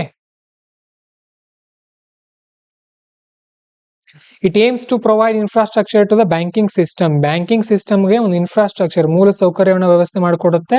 and it started UPI system also. And IMPS, immediate payment service ಅನ್ನು ಕೂಡ ಇವರೇ ಸ್ಟಾರ್ಟ್ ಮಾಡಿದ್ದಾರೆ, NPCI ನವರು. ನೋಡ್ರಿ, ಇವೆರಡು articles are very very very important. Liquidity deficit and ಭೀಮ್ UPI ಬಗ್ಗೆ. ನಿನ್ನೆ ಒಬ್ರು ಯಾರೋ ಕಮೆಂಟ್ ಮಾಡ್ತಾ ಇದ್ರು, ಸರ್ ನೀವು ಟೀಚ್ ಮಾಡಿರೋದ್ರಿಂದ ಏನೂ ಬಂದೇ ಇಲ್ಲ ಅಂತ ಹೇಳಿ. ಈಗ ನೋಡ್ರಿ, ಇಷ್ಟೆಲ್ಲ ಹಿಂದಿರುತ್ತೆ, ಇನ್ನೇನು ಬರ್ಬೇಕು ಅವ್ರಿಗೆ? ಸರಿಯಾಗಿ ಕೇಳ್ಬೇಕು ಕ್ಲಾಸ್ಗಳನ್ನ. ಈಗ PYQ ಅನಾಲಿಸಿಸ್ ಮಾಡ್ತೀವಿ ನಾವು, ಮಾಡಿ ವಿಡಿಯೋನ ಅಪ್ಲೋಡ್ ಮಾಡ್ತೀನಿ ಹಂತವಾಗಿ ಹೇಳ್ತೀವಿ ನಾವು ಕಲಿಸಿರೋದ್ರಿಂದ ಯಾವ್ದು ಬಂದಿದೆ ಅಂತ. Okay, next we are moving towards new topic called as priority sector lending. Very important topic. Priority ಅಂದ್ರೆ ಏನು? What is priority? ಆದ್ಯತೆ ಅಲ್ವಾ? UPI ಲೈಟ್ ಇದು. No UPI pin required on device, valid transaction limits per transaction up to 500, daily limit 4000, valid maximum 2000 at any given time, offline capability. Okay, very good Nikhil. Priority sector lending ಏನು? Priority sector lending ಅಂದ್ರೆ, there will be a bank. ಒಂದು bank ಇರುತ್ತೆ. ಆ ಬ್ಯಾಂಕ್ಗೆ you also went to take loan for IAS coaching. IAS coaching ತಗೊಳಕ್ಕೆ ನೀವು ಒಂದು bank ಹೋಗಿ ಸಾಲ ಕೇಳ್ತೀರಿ. And for the same bank Mukesh Ambani came. He asked 1 lakh crore rupees to the bank. ಏನ್ ಮಾಡಿದ್ರು? ಎಷ್ಟು ಕೇಳ್ತಾರೆ ಅವರು? 1 lakh crore. And you asked 1 lakh rupees. ನೀವೆಷ್ಟು ಕೇಳಿದ್ರಿ? 1 lakh rupees. And another person who is a farmer, ಒಬ್ಬ ರೈತ ಹೋದ, ಹಿ ಆಸ್ಕ್ಡ್ 50,000 rupees. 50K ಅಂದ್ರೆ 50,000 rupees. First to whom bank will give loan? ಯಾರು ಕೊಡುತ್ತೆ bank? It will give loan to the Ambani. He is a businessman. ದುಡ್ಡನ್ನ ಒಂದ್ ಕಡೆಯಿಂದ ಮತ್ತೊಂದ್ ಕಡೆ ತೆಗೆದು ಹಾಕ್ತಿರ್ತಾರೆ. ಸೊ ರಿಟರ್ನ್ ಮಾಡೋ ಚಾನ್ಸಸ್ ಜಾಸ್ತಿ ಇರುತ್ತೆ ಅಂತ ಏನ್ ಮಾಡುತ್ತೆ, ಅಂಬಾನಿ ಅವ್ರಿಗೆ ಕೊಡುತ್ತೆ. ಸೊ ಇದೇ ತರ ದೇಶದಲ್ಲಿರೋ ಎಲ್ಲಾ ಬ್ಯಾಂಕ್ಗಳು ಬಿಸಿನೆಸ್ ಮನ್ಗಳಿಗೆ ಶ್ರೀಮಂತರಿಗೆ ಕೊಡ್ತಾ ಹೋದ್ರೆ ಈ ವಿದ್ಯಾರ್ಥಿ ಏನ್ ಮಾಡ್ಬೇಕು, ಈ ರೈತ ಏನ್ ಮಾಡ್ಬೇಕು, ವಾಟ್ ದೇ ಶುಡ್ ಡೂ, ಏನ್ ಮಾಡ್ಬೇಕು ಅವ್ರ ಪಾಪ, ಕೂಲಿ ಹಾಳಾಗಿ ಹೋಗ್ಬೇಕು ಅವರು. That is why government brought priority sector lending under Indira Gandhi government. Indira Gandhi ಅವ್ರ ಸರ್ಕಾರ ಇದ್ದಾಗ ಏನ್ ಮಾಡಿದ್ರು ಅಂತ ಅಂದ್ರೆ, if you have 100 rupees, exact ಅಳತೆ ನಂಗೆ ನೆನಪಿಲ್ಲ, we will study it in economy, in around 100 rupees, ಒಂದು ಎಕ್ಸಾಂಪಲ್ ಕೊಡ್ತೇನೆ, I am giving an example. Around 60 rupees, 40 rupees you can use however you want, ನಿನಗೆ ಯಾವ ತರ ಬೇಕಪ್ಪ ಆ ತರ ಬ್ಯಾಂಕ್ನವ್ರು ಕೊಟ್ಕೊ ನೀನು. From this 60 rupees we have to give 10 rupees to the farmers, 10 rupees to the women, 10 rupees to the SC/ST people, 10 rupees to the students, 10 rupees to the renewable energy, 10 rupees to the some MSME. ಈ ತರ ಮಾಡಿದ್ರು. ಮಹಿಳೆಯರಿಗೆ ಸಾಲ, ಮತ್ತೆ ರೈತರಿಗೆ, SC/ST ಗಳಿಗೆ, ಆಮೇಲೆ ಹೊಸ ಟೆಕ್ನಾಲಜಿಗಳಿಗೆ, ಸಣ್ಣ ಸಣ್ಣ ಕಂಪನಿಗಳಿಗೆ, ಸ್ವಸಹಾಯ ಸಂಘಗಳಿಗೆಲ್ಲ ಸಾಲ ಕೊಡುವಂತ ರೂಲ್ ಮಾಡಿದ್ರು. ಸೊ ದಟ್ ಈಸ್ ವೈ, ಅಂದ್ರೆ these are the some sectors. Okay, this should be under priority. ಇದು ಮೊದಲ ಆದ್ಯತೆ ಆಗಬೇಕು ಅಂತ ಹೇಳಿದ್ರು. That is why this is called as priority sector lending. ನೋಡ್ರಿ ಎಷ್ಟು ಚೆನ್ನಾಗಿ ಹೇಳ್ಬಹುದು, ನಮ್ಗೆ ಈ ತರ ಯಾರು ಹೇಳ್ಕೊಟ್ಟಿಲ್ಲ. ಹೇಳ್ಕೊಟ್ಟಿದ್ರೆ ನಾವು ಇಷ್ಟೊತ್ತಿಗೆ IAS ಆಗ್ತಾ ಇದ್ವಿ. ಈಸಿ ಇದೆಯಲ್ಲ ಪ್ರಯಾರಿಟಿ ಸೆಕ್ಟರ್ ಲೆಂಡಿಂಗ್ ಅಂದ್ರೆ. ಅಂದ್ರೆ ಬ್ಯಾಂಕ್ ಗಳಲ್ಲಿ ದುಡ್ಡು ಇರುತ್ತಲ್ಲ, ಅದರಲ್ಲಿ ಸ್ವಲ್ಪ ಸ್ವಲ್ಪ ಮೊತ್ತವನ್ನ ಎಲ್ಲಾ ಒಂದು ವರ್ಗಗಳಿಗೂ ಕೊಡುವಂತ ಕೆಲಸವನ್ನ ಪ್ರಯಾರಿಟಿ ಸೆಕ್ಟರ್ ಲೆಂಡಿಂಗ್ ಅಂತ ಕರಿತೀವಿ. So why it is in news, ಯಾಕೆ ಸುದ್ದಿಯಲ್ಲಿದೆ ನೋಡೋಣ ಬನ್ರಿ, ಇದು ಏನಾಗಿದೆ. Reserve Bank of India has issued new priority sector lending guidelines. ನೆನ್ಪಿಟ್ಕೊಡ್ರಿ, ಯಾರು ಹೇಳ್ತಾರೆ ಇದನ್ನ, ಯಾರಿಗೆ ಯಾವ ತರ ಕೊಡ್ಬೇಕಂತ ಹೇಳ್ತಾರೆ, ಹೂ ವಿಲ್ ಟೆಲ್? RBI. ನೆನ್ಪಿಟ್ಕೊಡ್ರಿ, ನಾಟ್ ಗೌರ್ಮೆಂಟ್ ಹೇಳಲ್ಲ, RBI will tell, which came in to effect on April 1st. Government ಹೇಳಿರುತ್ತೆ ಅದಕ್ಕೆ, ಬಟ್ RBI ಗೈಡ್ಲೈನ್ಸ್ ಕೊಡ್ತಾರೆ, ಅದನ್ನ ನೆನ್ಪಿಟ್ಕೊಡ್ರಿ. So what are the guidelines? Guidelines R issued under banking regulation act 1949. No need to remember this section. ಯಾವ ಒಂದು online ಅಲ್ಲಿ ಕೇಳ್ತಾ ಇರೋರು ಎಲ್ಲರೂ ಮಂತ್ಲಿ ಮ್ಯಾಗಝಿನ್ ನಿಮ್ ಮುಂದೆ ಇಟ್ಕೊಳ್ಬೇಕು. ಮಾರ್ಚ್ ಮ್ಯಾಗಝಿನ್ ಹೇಳ್ತಾ ಇದೀವಿ ನಾವೀಗ. ಮ್ಯಾಗಝಿನ್ ಇಲ್ಲದೆ ಕೇಳ್ಬೇಡ್ರಿ ಈ ಕ್ಲಾಸ್ ಅನ್ನ, ಮತ್ತೆ ಅಂಡರ್ಲೈನ್ ಮಾಡ್ಕೊಳ್ತಾ ಹೋಗ್ಬೇಕು ಇಲ್ಲಿ. So these guidelines R issued under banking regulation act ನ ಅಡಿಯಲ್ಲಿ ಗೈಡ್ಲೈನ್ಸ್ ಕೊಟ್ಟಿದ್ದಾರೆ. ಟು ಎವ್ರಿ ಕಮರ್ಷಿಯಲ್ ಬ್ಯಾಂಕ್, ಎಲ್ಲಾ ಕಮರ್ಷಿಯಲ್ ಬ್ಯಾಂಕ್ ಗಳಿಗೆ ಅಪ್ಲೈ ಆಗುತ್ತೆ. ಇನ್ಕ್ಲೂಡಿಂಗ್ ರೀಜನಲ್ ರೂರಲ್ ಬ್ಯಾಂಕ್ಸ್, ಗ್ರಾಮೀಣ ಬ್ಯಾಂಕ್ಗಳಿರುತ್ತಲ್ಲ ಹಳ್ಳಿಗಳಲ್ಲಿ, ಅವುಗಳಿಗೂ ಕೂಡ ಅಪ್ಲೈ ಆಗುತ್ತೆ. ಸ್ಮಾಲ್ ಫಿನಾನ್ಸ್ ಬ್ಯಾಂಕ್, ಸಣ್ಣ ಹಣಕಾಸು ಬ್ಯಾಂಕ್ಗಳು, ಲೋಕಲ್ ಏರಿಯಾ ಬ್ಯಾಂಕ್ಗಳಿಗೂ ಕೂಡ ಅಪ್ಲೈ ಆಗುತ್ತೆ. And even urban cooperative banks other than salary earners bank. Salary earners bank ಅನ್ನ ಬಿಟ್ಟರೆ ಇವರೆಲ್ಲರೂ ಕೂಡ ಅಪ್ಲೈ ಆಗುತ್ತೆ. This can be asked in prelims ಅಲ್ಲಿ ಕೇಳ್ತಾರೆ. Priority sector lending will be applied to the which of the following banks. ಕೆಳಗಿನ ಯಾವ ಬ್ಯಾಂಕ್ಗಳಿಗೆ ಪ್ರಯಾರಿಟಿ ಸೆಕ್ಟರ್ ಲೆಂಡಿಂಗ್ ಅಪ್ಲೈ ಆಗುತ್ತೆ. ಈ ತರ ನೀವು ಪ್ರತಿದಿನ 4 ಪೇಜ್ ವಿಷನ್ ಮ್ಯಾಗಝಿನ್ ನ ಸೀರಿಯಸ್ ಆಗಿ ಓದ್ತಾ ಇದ್ದೀರಿ, ಮತ್ ನಾನು ಟೀಚ್ ಮಾಡ್ತಾ ಇದ್ದೀನಲ್ಲ, how I am teaching, you should study like this. Conceptual clarity ನಿಮ್ಮಲ್ಲಿ ಇದ್ರೆ ಮುಂದಿನ ವರ್ಷ ರ್ಯಾಂಕ್ ನೀವು ಬಂದೇ ಬರ್ತೀರಿ. Then about priority sector lending. ಏನಿದು ಪ್ರಯಾರಿಟಿ ಸೆಕ್ಟರ್ ಲೆಂಡಿಂಗ್ ಅಂದ್ರೆ ಹೇಳಿದ್ನಲ್ಲ ನಾನೀಗ ಜಸ್ಟ್. ಹಿಸ್ಟಾರಿಕಲ್ ಬ್ಯಾಕ್ ಗ್ರೌಂಡ್ ನೋಡೋದಾದ್ರೆ, in 1969 Gadgil committee recommended area approach. ಇವ್ರೇನ್ ಹೇಳಿದ್ರು ಅಂತ ಅಂದ್ರೆ, ಏರಿಯಾ ಅಪ್ರೋಚ್ ಒಂದು ಮೆಥಡ್ ಅನ್ನ ಹೇಳ್ತಾರೆ Gadgil committee. So leading to lead bank scheme ಅನ್ನ ತಗೊಂಡ್ ಬರ್ತಾರೆ ಸರ್ಕಾರದವರು. ಲೀಡ್ ಬ್ಯಾಂಕ್ ಸ್ಕೀಮ್ ಬರುತ್ತೆ. Then formalisation of PSL in 1972 this priority sector lending was brought in to effect. Then in 1982 Ghosh committee recommended revision and reclassification of priority sector categories. So Gadgil committee and Ghosh committee, these are important for economy. ನೆನ್ಪಿಟ್ಕೊಡ್ರಿ. ಇನ್ನೊಂದು ಬರುತ್ತೆ Madhav Gadgil committee ಅಂತ. Madhav Gadgil committee, that is related to Western Ghats. ನೆನ್ಪಿಟ್ಕೊಡ್ರಿ. Kasturirangan committee and Madhav Gadgil committee are with respect to Western Ghat. ಪಶ್ಚಿಮ ಘಟ್ಟಗಳಿಗೆ ಸಂಬಂಧಪಟ್ಟ ಹಾಗೆ report ಅನ್ನ ಕೊಟ್ಟಿದ್ವು ಅವು, ಮಾಧವ ಗಾದ್ಗಿಲ್ ಮತ್ತು ಕಸ್ತೂರಿ ರಂಗನ್ ಕಮಿಟಿಗಳು. ಅರ್ಥ ಆಯ್ತಾ? ಸೊ ಅಷ್ಟು ಸಾಕು. ಸಿ ಇವಿದೆ ನೋಡ್ರಿ, you have to remember this, very very important. Prelims ಅಲ್ಲಿ ಕೇಳ್ತಾರೆ, which of the following are under priority sector. No need to by heart ಮಾಡಬೇಡ್ರಿ, ಜಸ್ಟ್ ಥಿಂಕ್ ಮಾಡ್ರಿ. ಕೃಷಿ ದೇಶದ ಬೆನ್ನೆಲುಬು, ರೈತ ದೇಶದ ಬೆನ್ನೆಲುಬು ಅಲ್ವಾ, ಕೊಡ್ಲೇಬೇಕು ಅವನು. Small and medium enterprise means business, ಸಣ್ಣ ಬಿಸಿನೆಸ್ ಗಳಿಗೆ ಕೊಡ್ಲೇಬೇಕಲ್ವ ಬ್ಯಾಂಕ್ಗಳ ಸಾಲ, ಇಲ್ಲಾಂದ್ರೆ ಬೆಳೆಯೋದು ಹೇಗೆ? ಎಕ್ಸ್ಪೋರ್ಟ್ ಕ್ರೆಡಿಟ್, ಈ ಹೊರದೇಶಗಳಿಗೆ ಎಕ್ಸ್ಪೋರ್ಟ್ ಮಾಡ್ತಿರ್ತಾರಲ್ಲ ಅವ್ರಿಗೆ ಎಸ್, ಅವರು ಕೂಡ ಕೊಡಬೇಕು. ಎಜುಕೇಶನ್ಗೋಸ್ಕರ ಕಂಪಲ್ಸರಿ ಹೌಸಿಂಗ್, ಮನೆ ಕಟ್ಟೋಕ್ ಸಾಲ ಕೊಡ್ತಾರಲ್ಲ ಬ್ಯಾಂಕ್ನವರು, ಎಲ್ಲಾ ಬ್ಯಾಂಕ್ಗಳಲ್ಲಿ ಮನೆ ಕಟ್ಟೋಕ್ ಸಾಲ ಕೊಡ್ತಾರೆ. ದೆನ್ ಸೋಷಿಯಲ್ ಇನ್ಫ್ರಾಸ್ಟ್ರಕ್ಚರ್, ಸಾಮಾಜಿಕವಾಗಿ ಮೂಲಸೌಕರ್ಯಗಳನ್ನ ನಿರ್ಮಾಣ ಮಾಡುವಾಗ, and renewable energy and some others. ಇಲ್ಲಿ ನೀವು ನೆನ್ಪಿಟ್ಕೊಳ್ಬೇಕಾಗಿರೋದು, ಇದು ಸ್ವಲ್ಪ ಕನ್ಫ್ಯೂಷನ್ ಅನ್ಸುತ್ತೆ. ಆಮೇಲೆ ಎಕ್ಸ್ಪೋರ್ಟ್, ಇವನ್ನ ಬಿಟ್ರೆ ಉಳಿದಿರೋದೆಲ್ಲ ನೆನ್ಪಿಟ್ಬಹುದಾದದ್ದು. ಹೌದಲ್ವಾ? Remember this. ಈ ಚಾರ್ಟ್ ನೆನ್ಪಿಟ್ ಬರ್ಲಿ ನಿಮಗೆ. ಈಸಿಲಿ ಕೇಳ್ತಾರೆ ಪ್ರಶ್ನೆಗಳನ್ನ, ತುಂಬಾ ಈಸಿ ಇರುತ್ತೆ.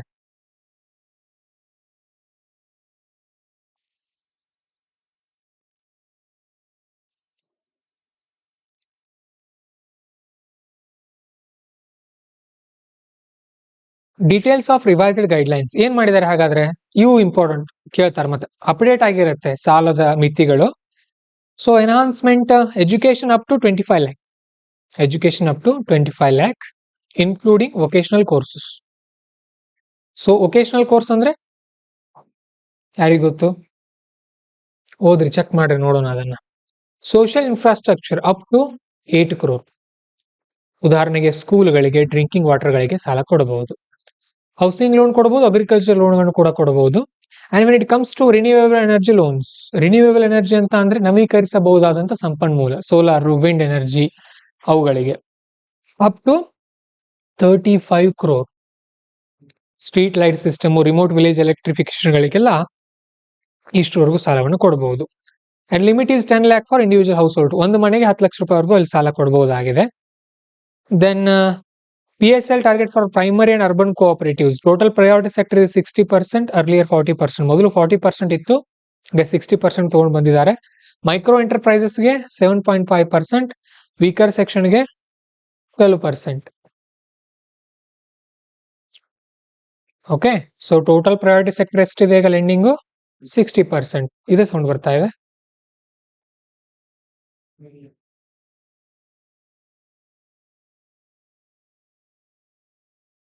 ಇದೆ ಅಲ್ವಾ? ಏನ್ ಅಲ್ಲ, ಅಲ್ಲಿ ಅಲ್ಲಿ ಬರ್ತಾ ಇದೆ. ಅಲ್ಲಿ ಸೈಡ್ ಬಟನ್ ಬಿಡಿರಿ ನೋಡೋಣ, ಲೈಟ್ ಇದಾವ ಹೋಗಿದಾವ. ನೀವ್ ಹೇಳ್ರಿ, ಸೈಡ್ ಬಟನ್ ಬಿಡ್ರಿ. ಅಲ್ಲಿ ಸೌಂಡ್ ಬರೈತ್ರಿ. ಹಾ ಕರೆಂಟ್ ಹೋಗಿದ್ರೆ ಬಂದ್ ಮಾಡ್ಬಿಡ್ರಿ. ಓಕೆ ಇರ್ಲಿ, ಬಿಡ್ರಿ. So expansion of category of weaker section ನೋಡ್ರಿ, ಇದು ವೆರಿ ಇಂಪಾರ್ಟೆಂಟ್. ವೀಕರ್ ಸೆಕ್ಷನ್ ಅಂತ ಅಂದ್ರೆ ಮೊದಲು ಯಾರನ್ನ ಕರಿತಾ ಇದ್ರು? ವಿಮೆನ್, ಮಹಿಳೆಯರು, ಚಿಲ್ಡ್ರನ್, ಆಮೇಲೆ ಸೀನಿಯರ್ ಸಿಟಿಜನ್, ಹಿರಿಯ ನಾಗರಿಕರು, ಅಂಡ್ SC ST OBC ಗಳನ್ನ ಕರಿತಾ ಇದ್ರು. ನಾವು ಇಟ್ ಇನ್ಕ್ಲೂಡ್ಸ್ ಟ್ರಾನ್ಸ್ಜೆಂಡರ್ಸ್ ಆಲ್ಸೋ. ಇನ್ ಮುಂದೆ ಟ್ರಾನ್ಸ್ಜೆಂಡರ್ ಕೂಡ ಏನ್ ಮಾಡ್ತಾರೆ? ವೀಕರ್ ಸೆಕ್ಷನ್ ಅಂಡರ್ ಅಲ್ಲಿ ಕನ್ಸಿಡರ್ ಮಾಡಲಾಗುತ್ತೆ. Then small marginal farmers, distressed farmers indebted to non-institutional lenders, artisans, individual member of SHG, joint liable. ಯಾಕ್ರಿ ಇಬ್ರು ನಗ್ತಾ ಇದೀರಿ? ಮೀಸೆ ಒಂದ್ ಸೈಡ್ ಬೋಳ್ಸಿದೀನ, ಇಲ್ಲ ಅಲ್ವಾ? ಚೆನ್ನಾಗಿದೆ ಅಲ್ಲ, ಯಾಕೆ ನಗ್ತಾ ಇದೀರಿ? ಸುಮ್ನೆ ಆಮೇಲೆ ನಗ್ರಿ, ಬ್ರೇಕ್ ಕೊಡ್ತೀನಿ. ಇಲ್ಲೇ ಒಂದ್ ನಗರಿ ಬೇಕಾದ್ರೆ. ಟ್ರಾನ್ಸ್ಜೆಂಡರ್ ಆಯ್ತು. Small and marginal farmers, small ಮತ್ತೆ ಮಾರ್ಜಿನಲ್ ಫಾರ್ಮರ್ಸ್, ಸಣ್ಣ ರೈತರು. ಆಮೇಲೆ ಇಂಡಿವಿಜುವಲ್ ಮೆಂಬರ್ಸ್ ಆಫ್ SHG ಅಂದ್ರೆ ಸೆಲ್ಫ್ ಹೆಲ್ಪ್ ಗ್ರೂಪ್ಗಳು, ಮಹಿಳಾ ಸ್ವಸಹಾಯ ಸಂಘಗಳಂತ ಇರುತ್ತೆ ನೋಡ್ರಿ, ಅವ್ರಿಗೆಲ್ಲ. Scheduled caste, scheduled tribe, person with disability, ಈ ದಿವ್ಯಾಂಗರು ಇರ್ತಾರಲ್ಲ ಅವ್ರಿಗೆ, ಮೈನಾರಿಟಿ ಕಮ್ಯುನಿಟಿಗಳಿಗೆಲ್ಲ ಸಾಲವನ್ನ ಕೊಡ್ಲಾಗುತ್ತೆ. Individual women beneficiaries up to 2 lakh rupees. Okay, 2 ಲಕ್ಷವರೆಗೂ ತಗೊಳ್ಬಹುದು ಅವ್ರ ಸಾಲ.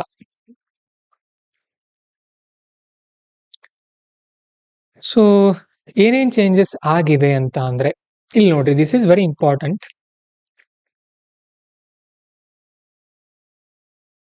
ಸ್ವಲ್ಪ ಗಮನ ಇಟ್ಕೊಂಡು ನೋಡ್ರಿ. Categories, this is total priority sector. ಇದು ಟೋಟಲ್ ಪ್ರಯಾರಿಟಿ ಸೆಕ್ಟರ್ ಕ್ಯಾಟಗರಿಗಳಲ್ಲಿ ಹೋಗ್ತಾ ಇದೀವಿ.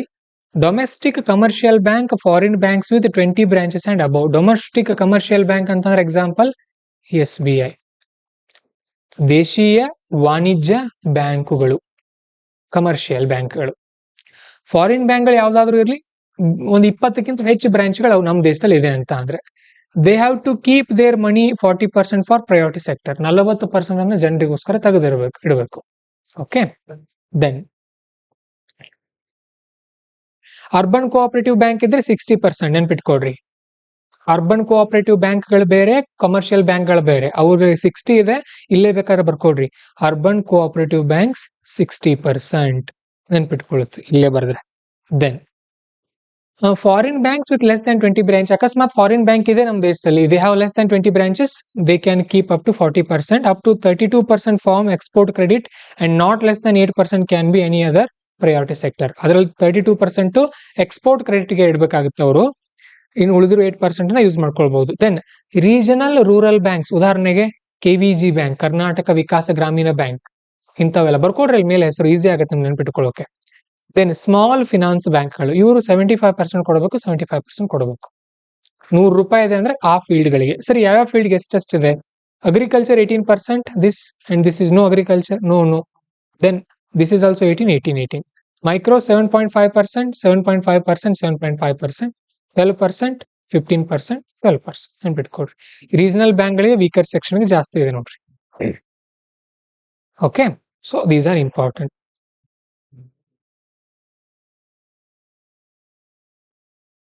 ಅಡಿಷನಲ್ ಪ್ರೊವಿಷನ್ಸ್ ಅಂತ ಕೆಲವೊಂದು ಪಾಯಿಂಟ್ಸ್ ಇಲ್ಲಿ ಕೊಡ್ತಾರೆ ನಿಮಗೆ. So let's see what is this. NBFC and housing finance companies on lending are now included under PSL. ಇವುಗಳನ್ನ ಹೌಸಿಂಗ್ ನಾನ್ banking financial companies ಅಂತ ಕರಿತೀವಿ. And housing finance companies on lending are now included in PSL. ಇವುಗಳನ್ನು ಕೂಡ PSL ಗೆ add ಮಾಡಿದ್ದಾರೆ, ನೋಡೋಣ ಮುಂದೆ ಬಂದಾಗ. Co lending model, banks plus NBFC recognised for PSL eligibility. ಬ್ಯಾಂಕ್ಗಳ ಜೊತೆ NBFC ಗಳನ್ನು ಕೂಡ ಆಡ್ ಮಾಡ್ತಾ ಇದ್ದಾರೆ. NBFC ಅಂತ ಅಂದ್ರೆ it is also like bank, but it don't give money to the people. ಜನರಿಗೆ ಸಾಲ ಕೊಡಲ್ಲ ಇದು. ಇಂತಹ ಕಂಪನಿಗಳನ್ನ ಬ್ಯಾಂಕ್ ಜೊತೆ ಮಿಕ್ಸ್ ಮಾಡಿ PSL ಗೆ ಸಾಲ ಕೊಡಿಸ್ತಾ ಇದ್ದಾರೆ ಆತರ.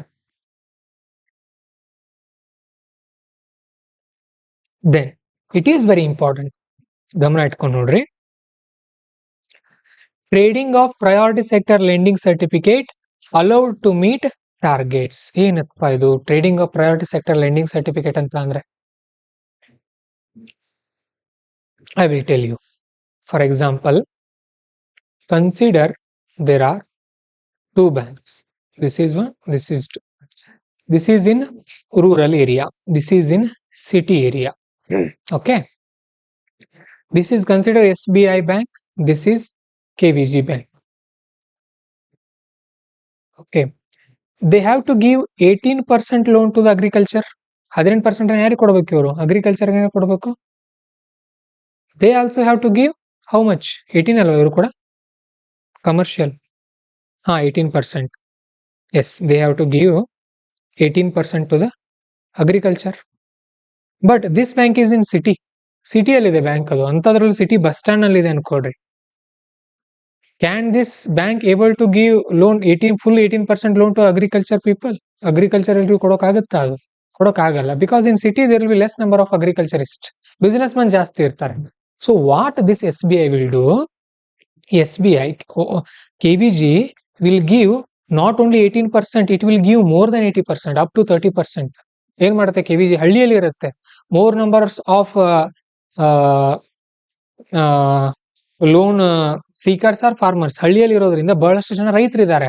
18% ಬದಲಾಗಿ 30% ಅದೇನ್ ಮಾಡಿದೆ KVG ರೈತರಿಗೆ ಕೊಟ್ಟಿದೆ. ಸೊ ಪ್ಲಸ್ 12 ಆಯ್ತಲ್ವಾ? ಇದು 18 ಕೊಡಬೇಕಾಗಿತ್ತು, ಬಟ್ 12 ಕೊಟ್ಟಿದೆ. ಈ 12 ಹಣ ಏನ್ ಮಾಡುತ್ತೆ? SBI ಪರ್ಚೇಸ್ ಮಾಡುತ್ತೆ. ಈ 12 ಹಣ ಏನ್ ಮಾಡುತ್ತೆ SBI? It will give money to the KVG. ಅರ್ಥ ಆಯ್ತಲ್ಲ? ಇದನ್ನ ಏನಂತ ಕರೆದ್ರು? PSL certification. ಅಂದ್ರೆ ನನಗೆ ಕೊಡೋಕ್ ಆಗಿಲ್ಲಪ್ಪ, ನೀನ್ ಕೊಟ್ಟಿದ್ಯಾ, ತಗೋ ಈ ದುಡ್ಡು ನೀನ್ ಯೂಸ್ ಮಾಡ್ಕೊಂಡು ನನ್ನ ಸರ್ಟಿಫಿಕೇಟ್ ಕೊಡು. ನನಗೆ 18% ಕೊಡೋಕ್ ಆಗ್ಲಿಲ್ಲ, ನನಗೆ ಈಗ ನೀನಷ್ಟು ಕೊಟ್ಟಿದೀಯಾ, ಈ ನನ್ನ ದುಡ್ಡನ್ನ ನೀನ್ ಇಟ್ಕೊ, ಮತ್ತೆ ಇನ್ನಷ್ಟು ಜನರಿಗೆ ಕೊಡು, ನನಗೆ ನೀನ್ ಸರ್ಟಿಫಿಕೇಟ್ ಕೊಡು. ಅರ್ಥ ಆಯ್ತಾ ಇದು? ಈ ತರ PSL ಸರ್ಟಿಫಿಕೇಶನ್ ಸ್ಕೀಮ್. ಕ್ಲಿಯರ್ ಆಯ್ತಾ ಇದು ಕಾನ್ಸೆಪ್ಟ್? ಅಂಡರ್ಸ್ಟುಡ್? ಅಂದ್ರೆ ಯಾವ ಬ್ಯಾಂಕಿಗೆ ಟಾರ್ಗೆಟ್ ರೀಚ್ ಆಗೋಕ್ ಆಗ್ತಾ ಇಲ್ಲ, ಯಾವ ಬ್ಯಾಂಕ್ ಟಾರ್ಗೆಟ್ ರೀಚ್ ಆಗಿರುತ್ತೆ ಆ ಬ್ಯಾಂಕಿಗೆ ದುಡ್ಡು ಕೊಡೋದು, ಸರ್ಟಿಫಿಕೇಟ್ ತಗೊಳ್ಳೋದು.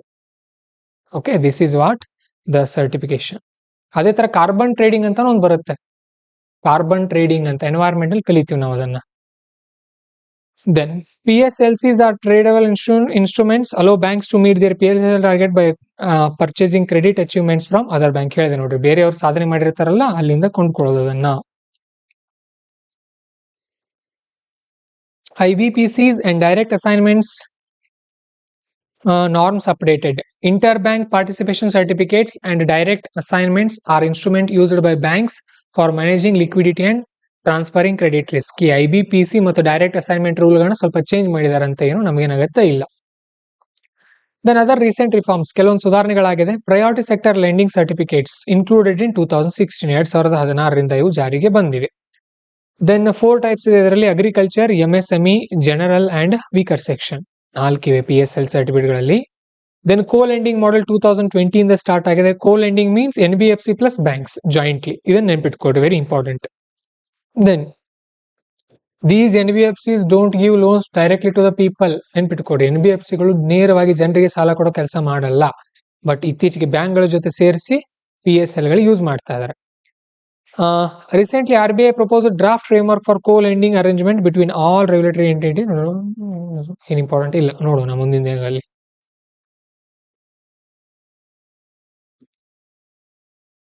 ಅದಾದಾಗ ಹೇಳ್ತೀನಿ, ಅವಾಗ ಅಷ್ಟೊಂದು ಇಂಪಾರ್ಟೆಂಟ್ ಇಲ್ಲ.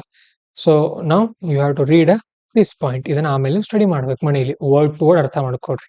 ಅರ್ಥ ಆಯ್ತಾ ಇಷ್ಟು? So take 5 minutes break, we will continue. ಒಂದು 5 ನಿಮಿಷ ಬ್ರೇಕ್ ತಗೊಳ್ರಿ. 1 ಗಂಟೆಯಲ್ಲಿ ಬರೀ 5 ಪೇಜ್ ಹೇಳಿದೀನಿ ನಿಮ್ಗೆ, 5 ಅಲ್ಲ 4.5 ಪೇಜ್. ಇನ್ನೇನಿಲ್ಲ, ಬಹಳ ಲೈನ್ ಸ್ಪೀಡ್ ಹೋಗುತ್ತೆ ಗಾಡಿ.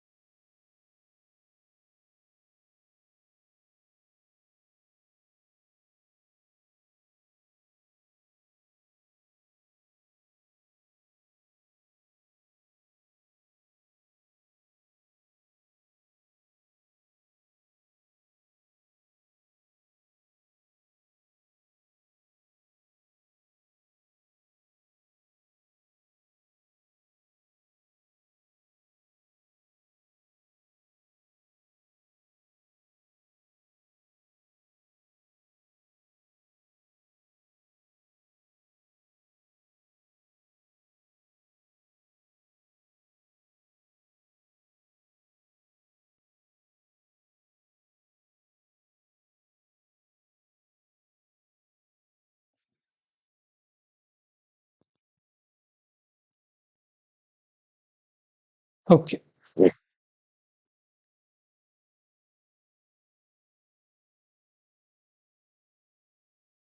Next 50 years of micro finance. Micro finance ಅಂತ ಅಂದ್ರೆ ಇತ್ತೀಚೆಗೆ ಸುದ್ದಿಯಲ್ಲಿ ನೋಡಿದಿರಿ, ಅದು full it was in news. ವಸೂಲಿ ಮಾಡ್ತಾ ಇದ್ರಲ್ಲ ಫುಲ್, ಮನೆಗೆ ಹೋಗಿ ವಸೂಲಿ ವಾಯ್ಸ್. ಓಕೆ, ಅದರ ಬಗ್ಗೆ ಇದೆ ನೋಡೋಣ. ವೆರಿ ಇಂಟ್ರೆಸ್ಟಿಂಗ್ ಟಾಪಿಕ್ ಇದು ಕೂಡ. So self employed women association ಸೇವಾ ಅನ್ನುವಂತ ಒಂದು bank started in Gujarat in 1974 as a cooperative bank, marks the completion of 50 years of microfinance institution in India. ಭಾರತದಲ್ಲಿ ಆನ್ಲೈನ್ ಅವ್ರಿಗೆ ಬರ್ತಾ ಇದೆಯಲ್ಲ ಕ್ಲಾಸ್? ಓಕೆ, ಗುಜರಾತ್ ನಲ್ಲಿ ಏನಾಗಿತ್ತು ಅಂತ ಅಂದ್ರೆ ಸೇವಾ ಅನ್ನುವಂತ ಬ್ಯಾಂಕ್ ಓಪನ್ ಆಗಿತ್ತು. In Gujarat there was a bank opened in 1974 under the name of Self-Employed Women's Association. ಅದು ಫಸ್ಟ್ ಬ್ಯಾಂಕ್ ಭಾರತದಲ್ಲಿ ಆರಂಭ ಆಗಿರೋದು. ಓಕೆ, ನೆನ್ಪಿಟ್ಕೊಡ್ರಿ ಇದನ್ನ. Then what is micro finance ನೋಡೋಣ ಏನಿದು ಈಗ ಅಂತ ಅಂದ್ರೆ. Micro finance also called micro credit is banking service target poor household and small enterprises in rural areas. ಹಳ್ಳಿ ಭಾಗಗಳಲ್ಲಿ ಸಣ್ಣ ಸಾಲಗಳನ್ನ ಕೊಡುವಂತಹ ವ್ಯವಸ್ಥೆ ಇದು. Like conventional bankers, microfinance service provides also need to earn interest on loans and construct clear repayment scheme involving periodic installment. ಏನ್ ಮಾಡ್ತಾರೆ ಇವರು ಕೂಡ? ಲೋನ್ ಕೊಟ್ಟು ಬಡ್ಡಿಗಳನ್ನ ಗಳಿಸ್ತಾರೆ ಮೈಕ್ರೋ ಫಿನಾನ್ಸ್ ನವರು. Like conventional bankers, conventional bank ಗಳಂತ ಅಂದ್ರೆ ಇವೆ SBI bank, Canara, KVG bank. ಅದೇ ತರ ಇವರು ಕೂಡ ಏನ್ ಮಾಡ್ತಾರೆ? ಜನರಿಗೆ ಸಾಲ ಕೊಟ್ಟು ಅರ್ನ್ ಮಾಡ್ತಾರೆ. ದೆನ್ ನಿಮ್ಮೂರಲ್ಲಿ ಇರುತ್ತೆ ನೋಡ್ರಿ ಸಣ್ಣ ಬ್ಯಾಂಕ್ಗಳು, ಅವೇ ಮೈಕ್ರೋ ಫಿನಾನ್ಸ್ ಅಂದ್ರೆ. Providing credit to poor households and small enterprises, but many also take deposits. ಕೆಲವು ಡೆಪಾಸಿಟ್ ಕೂಡ ತಗೊಳ್ತಾರೆ ಅವರು ಕೆಲವೊಂದ್ ಕಡೆ. And Nobel laureate Muhammad Yunus laid foundation of modern micro finance institutions with establishment of Grameen bank in Bangladesh in 1976. ಈ system ಅನ್ನ ಅಧಿಕೃತವಾಗಿ ಚಾಲನೆ ಮಾಡಿರೋರು ಮೊಹಮ್ಮದ್ ಯುನುಸ್ ಅಂತ. Muhammad Yunus started it in Bangladesh in 1976. Okay, then significance of micro finance. ಇದರ ಮಹತ್ವ ಏನಿದೆ ನಮ್ಮ ದೇಶದಲ್ಲಿ ಇದು ಗೊತ್ತಿರಬೇಕು ನಿಮಗೆ. ಯಾಕಂದ್ರೆ you are going to be district collector, DC ಆಗ್ತಿರಲ್ವಾ, ಗೊತ್ತಿರಬೇಕು ಇದ್ರ ಮಹತ್ವ ಏನಿದೆ. Poverty alleviation. ಅಲಿವಿಯೇಷನ್ ಅಂತ ಅಂದ್ರೆ ನಿರ್ಮೂಲನೆ ಮಾಡೋದು, ಬಡತನವನ್ನ ನಿರ್ಮೂಲನೆ ಮಾಡೋದು. NABARD through Self-Help Group Bank Linkage Program, which is the largest microfinance program in the world, today empowers 17 crore households through more than 144 lakh SHGs. Is NABARD ಅನ್ನುವಂತ ಒಂದು ಸಂಸ್ಥೆ ಇದೆ. Under Self-Help Group Bank Linkage Program, they empowered 17 crore households. ಸುಮಾರು 17 ಕೋಟಿ ಮನೆಗಳಿಗೆ ಅವರೇ ಸಾಲ ಕೊಡುವಂತ ವ್ಯವಸ್ಥೆನ ಮಾಡಲಾಗಿದೆ. Then economic growth, entrepreneurship. Economic growth ಸಿಗುತ್ತೆ ಸಾಲ ಸಿಗೋದ್ರಿಂದ. ಉದ್ಯಮ ಮಾಡೋಕೆ ಮುಂದೆ ಬರ್ತಾರೆ ಜನ. Then empowerment of women. For example Kudumbashree in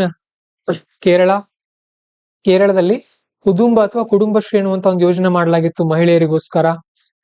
and financial inclusion, ಹಣಕಾಸಿನ ಒಳಗೊಳ್ಳುವಿಕೆಗೆ ಬರ್ತಾರೆ ಜನ ಕೂಡ. ಯಾರು ಸಾಲ ತಗೊಳ್ಳೋದಿಲ್ವಾ ಅವರು ಕೂಡ, ಅಂತವ್ರು ಬಡ ಜನರಿಗೂ ಕೂಡ ಇಲ್ಲಿ ಸಾಲ ಸಿಗೋಕೆ ಆರಂಭ ಆಗುತ್ತೆ. It will impact the society giving health care and education by taking loan. ಸಾಲ ತಗೊಳ್ತಾರೆ, ಎಜುಕೇಶನ್, ಹೆಲ್ತ್ ಕೇರ್ ಎಲ್ಲ ಅನುಕೂಲ ಆಗುತ್ತೆ. Then Ujjivan small finance bank, Chhote Kadam initiative ಇದೆಲ್ಲ ಮಾಡಿದ್ರು, have made significant contribution health care. ಇದೊಂದು ಯೋಜನೆ ಯಾವುದೋ ರಾಜ್ಯದಲ್ಲಿ ಮಾಡಿದ್ರೆ ಇದನ್ನ. Then evaluation of micro finance in India. ಭಾರತದಲ್ಲಿ ಯಾವ ತರ ಆಗಿದೆ? Traditional it was started in 1974, 1974ರಿಂದ 90 ವರೆಗೂ ಇತ್ತು. Then economic reforms took place in 1991 to 1999 and introduction of SHG bank linkage. ಇಲ್ಲಿ ಸೆಲ್ಫ್ ಹೆಲ್ಪ್ ಗ್ರೂಪ್ ಗಳನ್ನ ಏನ್ ಮಾಡಿದ್ರು? ಬ್ಯಾಂಕ್ ಗಳಿಗೆ ಲಿಂಕ್ ಮಾಡಿದ್ರು. ಮಹಿಳಾ ಸ್ವಸಹಾಯ ಸಂಘಗಳಿದ್ವಲ್ಲ ಹಳ್ಳಿಗಳಲ್ಲಿ ಇರುತ್ತೆ, ಅವುಗಳನ್ನ ಬ್ಯಾಂಕ್ ಗಳ ಜೊತೆ ಲಿಂಕ್ ಮಾಡ್ತಾರೆ.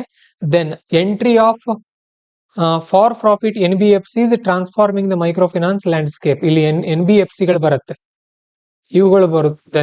Then in 2012 establishment of FIDD to enhance financial inclusion. FIDD ಅಂತ ಅಂದ್ರೆ ಏನ್ ಕೊಟ್ಟಿದ್ದಾರೆ ಇಲ್ಲಿ, ಹಿಂದೆಲ್ಲಾದ್ರೂ ಬಂದಿತ್ತಾ? ಅಂದ್ರೆ ಯಾವ ತರ ಬೆಳ್ಕೊಂಡು ಬಂದಿದೆ ಭಾರತದಲ್ಲಿ ಅಂತ ಹೇಳ್ತಾರೆ. It is not that much important, ನಮ್ಗೇನು 16 ಎಲ್ಲಿ ಕೇಳಲ್ಲ. ಸರಿ, ವಾಟ್ ಆರ್ ದ ಚಾಲೆಂಜಸ್, ಏನೇನ್ ಸವಾಲಿದೆ ಅಲ್ಲಿ? First, over indebtedness. ನೋಡ್ರಿ, ಕ್ರೆಡಿಟ್ ಅಂತ ಅಂದ್ರೆ ಸಾಲ ಕೊಡೋದು, ಡೆಬಿಟ್ ಅಂತ ಅಂದ್ರೆ ನಮ್ಮಿಂದ ಹೋಗೋದು. ಬಹಳಷ್ಟು ಬ್ಯಾಂಕ್ಗಳ ಬಳಿ ಇನ್ನೂರು ಏನಿದ್ದಾರೆ ಇಂಡೆಟೆಡ್ ಆಗಿದ್ದಾರೆ. ಅದು ಡೆಬ್ಟ್ ಅಲ್ಲ, ಡೆಟ್ ಅಂತ ಕರಿಬೇಕು. ಡೆಟ್, ಬಿ ಸೈಲೆಂಟ್ ಆಗುತ್ತೆ ಇಲ್ಲಿ. ಅವ್ರು ಇಂಗ್ಲಿಷ್ ಅವ್ರು ಹಾಗೆ ಪಾಪ, ಅವ್ರು ಏನ್ ಮಾಡ್ತಾರೆ, ಸೈಕಾಲಜಿನಲ್ಲಿ ಪಿ ಸೈಲೆಂಟ್ ಮಾಡ್ತಾರೆ, ಇಲ್ಲಿ ಬಿ ಸೈಲೆಂಟ್ ಮಾಡ್ತಾರೆ. ಹಾಗೆ ಅದು ಬಹಳ ಕಡೆ ಇರುತ್ತೆ. ಓಕೆ, ಸೊ ಡೆಟ್ ಏನಾಗಿದೆ ಇಲ್ಲಿ, ಬಹಳ ಆಗಿದೆ ಬ್ಯಾಂಕ್ಗಳದ್ದು. ಲೋನ್ ತಗೊಂಡಿರೋರು ವಾಪಸ್ ಕಟ್ತಾ ಇಲ್ಲ, ಅದು ಒಂದು ಪ್ರಾಬ್ಲಮ್ ಫಸ್ಟ್. ದೆನ್ ಅಂದ್ರೆ ಇಂಡೆಟೆಡ್ನೆಸ್. ಡೆಟ್ ಅಂತ ಅಂದ್ರೆ ಋಣದಲ್ಲಿದ್ದಾರೆ ಬಹಳ ಜನ, ಋಣಭಾರ ಅಂತ ಕರಿತೀವಿ ನಾವು. Then interest rates are very huge, ತುಂಬಾ ಜಾಸ್ತಿ ಇರುತ್ತೆ ಇಲ್ಲಿ ಇಂಟ್ರೆಸ್ಟ್ ರೇಟ್ಗಳು. ಮೈಕ್ರೋ ಫೈನಾನ್ಸ್ ಕೇಳಿದಿರಿ, ಹೆವಿ ಇರುತ್ತೆ ಅಲ್ಲಿ ಬಡ್ಡಿ. And regulation and governance, multiple regulatory authorities ಬಹಳ ಇದೆ ಅಲ್ಲಿ. ಯಾರನ್ನ ನಿಯಂತ್ರಣ ಮಾಡ್ತಾರೆ ಅನ್ನೋದು ಗೊತ್ತಿಲ್ಲ. Micro finance banks in India regulated by RBI, state government through state cooperative act, and regulate micro finance cooperative bank and cooperative societies. Micro finance ಬ್ಯಾಂಕ್ಗಳನ್ನ RBI ನಿಯಂತ್ರಣ ಮಾಡುತ್ತೆ. Then state government through state cooperative societies act and regulate micro finance cooperative banks and micro cooperative societies. ನೆನ್ಪಿಟ್ಕೊಳ್ರಿ, micro finance cooperative banks and cooperative societies are maintained by state government. ಇವೆರಡನ್ನ state government maintain ಮಾಡುತ್ತೆ. ಯಾವ್ದ್ರ ಅಡಿಯಲ್ಲಿ? State cooperative societies act ನ ಅಡಿಯಲ್ಲಿ. Then this micro finance bank ಗಳನ್ನ RBI ನಿಯಂತ್ರಣ ಮಾಡುತ್ತೆ. ಕೋಆಪರೇಟಿವ್ ಇದ್ರೆ it is maintained by state government. Micro finance bank ಇದ್ರೆ it is maintained by RBI. ನೆನ್ಪಿಟ್ಕೊಡ್ರಿ, ಕೇಳ್ತಾರೆ ಇವುಗಳನ್ನ, ಸ್ಟೇಟ್ಮೆಂಟ್ ಬರುತ್ತೆ ಎಕ್ಸಾಮ್ ನಲ್ಲಿ.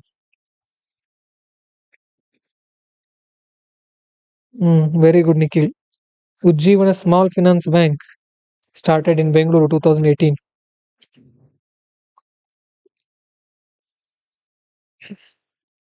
And lack of collateral and risk of default. Collateral ಅಂತ ಅಂದ್ರೆ ಅಡಮಾನ ಏನೂ ಇಲ್ಲ, ವಿದೌಟ್ ಅಡಮಾನ. ಈಗ ಕೆಲವೊಂದ್ ಕಡೆ ಗೋಲ್ಡ್ ಇಟ್ಟು ಸಾಲ ತಗೊಳ್ತಾರಲ್ಲ, ಆ ತರ ಏನೂ ಇಟ್ಟಿಲ್ಲ. And risk of default. Default ಅಂತ ಅಂದ್ರೆ ದಿವಾಳಿ ಆಗೋದು, ಸಾಲ ಕಟ್ಟದೇ ಇರೋದು, ಡಿಫಾಲ್ಟರ್ ಅಂತ ಕರೀತಾರೆ. Then sustainability of micro finance institutions. Sustainable ಆಗಿ ಹೋಗ್ತಾ ಇಲ್ಲ ಅವು, ಸುಸ್ಥಿರವಾಗಿ. External shocks. ಎಕ್ಸ್ಟರ್ನಲ್ ಶಾಕ್ಸ್ ಏನಾಗ್ತಾ ಇದೆ? Economic and environmental factors. ಏನಾಗುತ್ತೆ, ಒಂದೊಂದ್ಸಾರಿ ಮಳೆನೇ ಆಗಲ್ಲ, ಬರಗಾಲ ಬಂದ್ಬಿಡುತ್ತೆ, ಒಂದ್ಸಾರಿ ಪ್ರವಾಹ ಬರುತ್ತೆ, there will be flood, there will be droughts. Because of that farmers don't get return. If they don't have money, how can they pay to the micro finances? ಅವ್ರ ಬಳಿನೇ ದುಡ್ಡಿಲ್ಲ ಅಂದ್ರೆ ಅವ್ರಿಗೆ ಸಾಲ ಕೊಡ್ತಾರೆ, ರಿಟರ್ನ್ ಮಾಡ್ತಾರೆ, ಆ ತರ. So that is why there is increase in NPAs. NPA ಅಂತ ಅಂದ್ರೆ ಏನ್ ಹೇಳಿದ್ದೆ ನಾನು? ವಸೂಲಾಗದ ಸಾಲ ಅಲ್ವಾ? ಅಂದ್ರೆ ಬ್ಯಾಂಕ್ ಗಳಿಂದ ಸಾಲ ತಗೊಂಡಿರ್ತಾರೆ ಜನ, ವಾಪಸ್ ಕೊಡೋಕೆ ರೆಡಿ ಇಲ್ಲ, ಯಾಕಂದ್ರೆ ಅವ್ರ ಬಳಿ ದುಡ್ಡಿಲ್ಲ. ಅದನ್ನ NPA ಅಂತ ಕರಿತೀವಿ. They also increased from 2.8% to 4.5%. ನೋಡಿ, NPA ಜಾಸ್ತಿ ಆಗಿದೆ ಈ ತರ. Then initiatives taken by government to strengthening micro finance. ಇದನ್ನ ಸ್ಟ್ರಾಂಗ್ ಮಾಡೋಕೆ ಏನೇನ್ ಮಾಡಿದ್ದಾರೆ? SHG ಬ್ಯಾಂಕ್ ಲಿಂಕೇಜ್ ಪ್ರೋಗ್ರಾಮ್ ಮಾಡಿದ್ರು, ಪ್ರಧಾನಮಂತ್ರಿ ಮುದ್ರಾ ಯೋಜನೆ ಮಾಡಿದ್ದಾರೆ.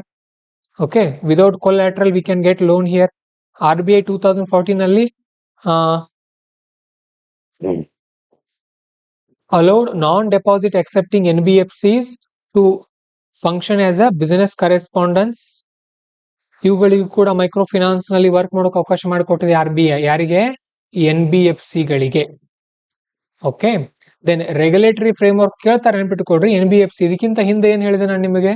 ಪ್ರಯಾರಿಟಿ ಸೆಕ್ಟರ್ ಲೆಂಡಿಂಗ್ ನಲ್ಲಿ NBFC ಗಳು ಬ್ಯಾಂಕ್ ಜೊತೆ ಜಾಯಿಂಟ್ ಆಗಿ ಸಾಲ ಕೊಡಬಹುದು. ಆ ತರ ಇಲ್ಲಿ MFI ಜೊತೆನೂ ಕೂಡ ಅವ್ರು ಲಿಂಕ್ ಮಾಡ್ಕೊಳ್ಬಹುದು. Then regulatory framework for micro finance loan by RBI. ಈ ಮೈಕ್ರೋ ಫಿನಾನ್ಸ್ ಲೋನ್ಗಳಿಗೆ ಯಾವ ತರ ಸಾಲ ಕೊಡಬೇಕು, ಏನೇನಂತ ನಿಯಮಗಳನ್ನ RBI ತಗೊಂಡು ಬಂದಿದೆ. RBI brought some rules and regulations. Then refinance support to MFIs by NABARD. Refinance support ಅಂತ ಅಂದ್ರೆ ಪ್ರೊವೈಡಿಂಗ್ ಫಿನಾನ್ಷಿಯಲ್ ಅಸಿಸ್ಟೆನ್ಸ್ MFI ಗಳಿಗೆ. MFI ಅಂತ ಅಂದ್ರೆ ಮೈಕ್ರೋ ಫಿನಾನ್ಸ್ ಇನ್ಸ್ಟಿಟ್ಯೂಟ್. ಮೈಕ್ರೋ ಅಂದ್ರೆ ಸಣ್ಣದು, ಮೈಕ್ರೋಸ್ಕೋಪ್ ಸಣ್ಣದನ್ನ ನೋಡುತ್ತಲ್ಲ. ಮೈಕ್ರೋ ಫಿನಾನ್ಸ್ ಅಂದ್ರೆ ಹಣಕಾಸು, ಇನ್ಸ್ಟಿಟ್ಯೂಟ್ ಅಂದ್ರೆ ಸಂಸ್ಥೆ. ಸಣ್ಣ ಹಣಕಾಸು ಸಂಸ್ಥೆಗಳಿಗೆ ಲಾಂಗ್ ಟರ್ಮ್ ಲೋನ್ ಅನ್ನ ಕೊಡ್ತಾ ಇದೆ. ಯಾವುದು? NABARD, national bank for agriculture and rural development. Very good Komala ಅವರೇ. ಇವ್ರು ಏನ್ ಮಾಡ್ತಾರೆ? MFI ಗೆ ಲಾಂಗ್ ಟರ್ಮ್ ಸಾಲ ಕೊಡ್ತಾರೆ. ಇವ್ರು ಏನ್ ಮಾಡ್ತಾರೆ? ಕಸ್ಟಮರ್ಗಳಿಗೆ ಶಾರ್ಟ್ ಟರ್ಮ್ ಸಾಲ ಕೊಡ್ತಾರೆ. ಆ ದುಡ್ಡನ್ನ ಇಲ್ಲಿ ಪೇ ಮಾಡ್ತಿರ್ತಾರೆ ವಾಪಸ್. ಆ ತರ. ಅಂಡರ್ಸ್ಟುಡ್? ಅಷ್ಟೇ ನೋಡ್ರಿ. ಸರಿ, ಹಾಗಾದ್ರೆ ಏನ್ ಮಾಡ್ಬೇಕು ನಾವ್ ಇದನ್ನ ಇಂಪ್ರೂವ್ ಮಾಡೋಕೆ? ಇಲ್ಲೆಲ್ಲ ಅಂಡರ್ಲೈನ್ ಮಾಡಿದೀನಿ. ಆಮೇಲೆ ಇದನ್ನ ನೋಡ್ರಿ, ಪ್ರತಿಯೊಂದು ಇಂಪಾರ್ಟೆಂಟ್ ಪಾಯಿಂಟ್ ಅನ್ನ ಆಡ್ ಮಾಡ್ಕೊಳ್ರಿ. This is your duty. ಈಸಿಯಾಗಿ ಅರ್ಥ ಮಾಡ್ಕೊಳ್ಬಹುದು. ಸರ್ ಏನ್ ನೀವೇ ಹೇಳೋದ್ಬಿಟ್ಟು ನಮ್ಗೆ ಹೇಳ್ತಾ ಇದೀರಿ ಅನ್ಬೇಡ್ರಿ. ಸಿಂಪಲ್ ಇದೆ. Limiting the number of lenders for borrower to 3 from 4. Okay, ಏನಂತ ಅಂದ್ರೆ ಸಾಲ ಕೊಡುವವರ ಸಂಖ್ಯೆಯನ್ನ limiting the number of lenders. Lend ಅಂದ್ರೆ ಕೊಡು. ನೀವು ಗೂಗಲ್ ಹುಡುಕಿದ್ರೆ ಸಿಗುತ್ತೆ ನಿಮಗೆ. ಗೂಗಲ್ ಬೇಡ, ಗೂಗಲ್ ಸರ್ಚ್ ಮಾಡಬೇಡ್ರಿ. ಗೂಗಲ್ ಅಲ್ಲಿ ಒಂದೇ ಪದ ಸಿಗುತ್ತೆ ನಿಮಗೆ. Instead of Google use Shabdkosh. Shabdkosh ಅಂತ ಒಂದು ವೆಬ್ಸೈಟ್ ಇದೆ. ಏನ್ ಹೊಡಿಯೋದು ಗೊತ್ತಾ? ಶಬ್ದ, ಅಥವಾ ಕೆಳಗಡೆ ಬರುತ್ತೆ, ಅದು ತೋರಿಸ್ತೀನಿ ನಿಮ್ಗೆ. ಲೆಂಡರ್ ಮೀನಿಂಗ್ ಇನ್ ಕನ್ನಡ ಅಂತ ಸರ್ಚ್ ಮಾಡಿದ್ರೆ ಇಲ್ಲೇ ನೋಡ್ರಿ, ಚೆನ್ನಾಗಿ ಬಂತಿದ್ದು. ಅಕಸ್ಮಾತ್ ಇಲ್ಲಿ ಸರಿಯಾಗಿ ಪದ ಬರ್ತಿಲ್ಲ ಅನ್ಕೊಳ್ರಿ, ಅವಾಗ ಹೋಗ್ರಿ, ಇಲ್ಲಿ ಬನ್ರಿ ಕೆಳಗಡೆ. ಇಲ್ಲಿದೆ ನೋಡ್ರಿ Shabdkosh. This is very very easy. ತುಂಬಾ ಪದಗಳು ಇರುತ್ತೆ ಇಲ್ಲಿ. ನಿಮ್ಮ ಶಬ್ದ ಭಂಡಾರ ಇಂಪ್ರೂವ್ ಆಗುತ್ತೆ. ಎಫರ್ಟ್ ಮಾಡ್ರಿ. ಕನ್ನಡ ಭಾಷೆ ನಶಿಸಿ ಹೋಗ್ತಾ ಇದೆ ಬೆಂಗಳೂರಿನವರಿಂದ. ನೋಡ್ರಿ ಎಷ್ಟಿದೆ, ಎಷ್ಟು ಪದಗಳಿದೆ ನೋಡ್ರಿ. ಕಡ, ಕಡ ಅಂದ್ರೆ ಏನು? ಸಾಲ. ಕಡ ಕೊಡು, ನೆರವಾಗು, ಸಾಲ ಕೊಡು, ಸಹಾಯಕವಾಗು, ಕಡ ಕೊಡು, ಸಾಲ ಕೊಡು, ಒದಗಿ ಬರು, ಎರವು ಕೊಡು, ಎರವಲು ಕೊಡು. ನೋಡ್ರಿ, ಕಡ, ಸಾಲ, ಎರವಲು, 3 ಪದ ಸಿಕ್ತಲ್ಲ. ಈಗ ಓದಿದ್ರೆ ಕನ್ನಡ ಇಂಪ್ರೂವ್ ಆಗತ್ತೆ. ವಿನಾಯಕ್, ಈ ತರ ಕನ್ನಡ ಪದಗಳನ್ನ ಬರಿಬೇಕು. ಇಲ್ಲಿ ಬರೀ ಸಾಲದಾತ ಅಂತ ಮಾತ್ರ ಇದೆ. ಇಲ್ಲಿ ನೋಡ್ರಿ, ಲೆಂಡರ್ ಅಂದ್ರೆ ಗೂಗಲ್ ಟ್ರಾನ್ಸ್ಲೇಷನ್. KPSC ಅವ್ರ ಫೇವ್ರೇಟ್ ಇದು. ಉಪಯೋಗಿ ಅಂತ ಕೊಡ್ತಾರೆ ಅವರು, ಲೆಂಡರ್ ಅಂತ. ಮಾಡೋರು ತಗೊಂಡು ಇಂಥವರೆಲ್ಲ ಹೋಗಿ ಯಾವ್ದದು ಬಾನು ಮುಸ್ತಾಕ್ ಅವರ ಎದೆ ಹಣದ ಕಥೆಯನ್ನ ಇಂಗ್ಲಿಷ್ ಟ್ರಾನ್ಸ್ಲೇಟ್ ಮಾಡಿದ್ರೆ ಸಿಗುತ್ತಾ ಅದಕ್ಕೆ ಬೂಕರ್ ಪ್ರಶಸ್ತಿ? ಕರ್ನಾಟಕದಲ್ಲೇ ಓದಲ್ಲ ಅದನ್ನ ಯಾರು ಕೂಡ. ಸೊ ಬೂಕರ್ ಪ್ರಶಸ್ತಿ ಯಾಕೆ ಸಿಕ್ಕಿದೆ ಅಂತ ಅಂದ್ರೆ ಬರೀ ಪುಸ್ತಕ ಚೆನ್ನಾಗಿಲ್ಲ ಅಥವಾ ಕತೆ ಚೆನ್ನಾಗಿಲ್ಲ ಕನ್ನಡದಲ್ಲಿ, ಅನುವಾದನೂ ಹಾಗೆ ಮಾಡಿದಾರೆ. ಅದನ್ನ ಆ ಭಾವ ಉಳಿದುಕೊಳ್ಬೇಕು. ಓಕೆ, ಭಾವ ಇಂಪಾರ್ಟೆಂಟ್, ಅಕ್ಷರಗಳಲ್ಲ. ಬಟ್ ಒಂದ್ ಮಾತಂತೂ ಹೇಳ್ತೀನಿ ನಿಮ್ಗೆ, ಇಂಗ್ಲಿಷ್ ವಿದ್ಯಾರ್ಥಿಗಳು ಸಿಕ್ಕಾಪಟ್ಟೆ ಓದ್ತಾ ಇದಾರೆ. ನಮ್ ಕನ್ನಡದವರ ಹಿಂದ್ ಉಳಿತಾ ಇದ್ದೀರಿ. ಓದ್ರಿ ಸಿಕ್ಕಾಪಟ್ಟೆ ಓದ್ರಿ. ದೆನ್ ಒಂದ್ ಸಣ್ಣ ಟಾಪಿಕ್ ನೋಡಿ ಮುಗಿಸ್ಬಿಡೋಣ ಇವತ್ತಿಂದು. Remittances to India. ರೆಮಿಟೆನ್ಸ್ ಅಂದ್ರೆ ಏನು? ಅದೇ ಹೇಳ್ತೀನಿ ಅದನ್ನ. Yes, remittances to India. Remittance ಅಂದ್ರೆ ಏನು? ವಿದೇಶಿ ಹಣ ರವಾನೆ, ಶಾರ್ಟ್ ಆಗಿ ಕರಿತೀವಿ. ಏನಂತ ಅಂದ್ರೆ this is US, this is India. ಇದು ಅಮೆರಿಕ, ಇದು ಭಾರತ. ಭಾರತದಲ್ಲಿ ಏನಿದ್ರು ಜನ ಮೊದಲು ಹಳ್ಳಿಯಲ್ಲಿ ಇದ್ರು. They went to cities for their children education. So children studied in English medium school.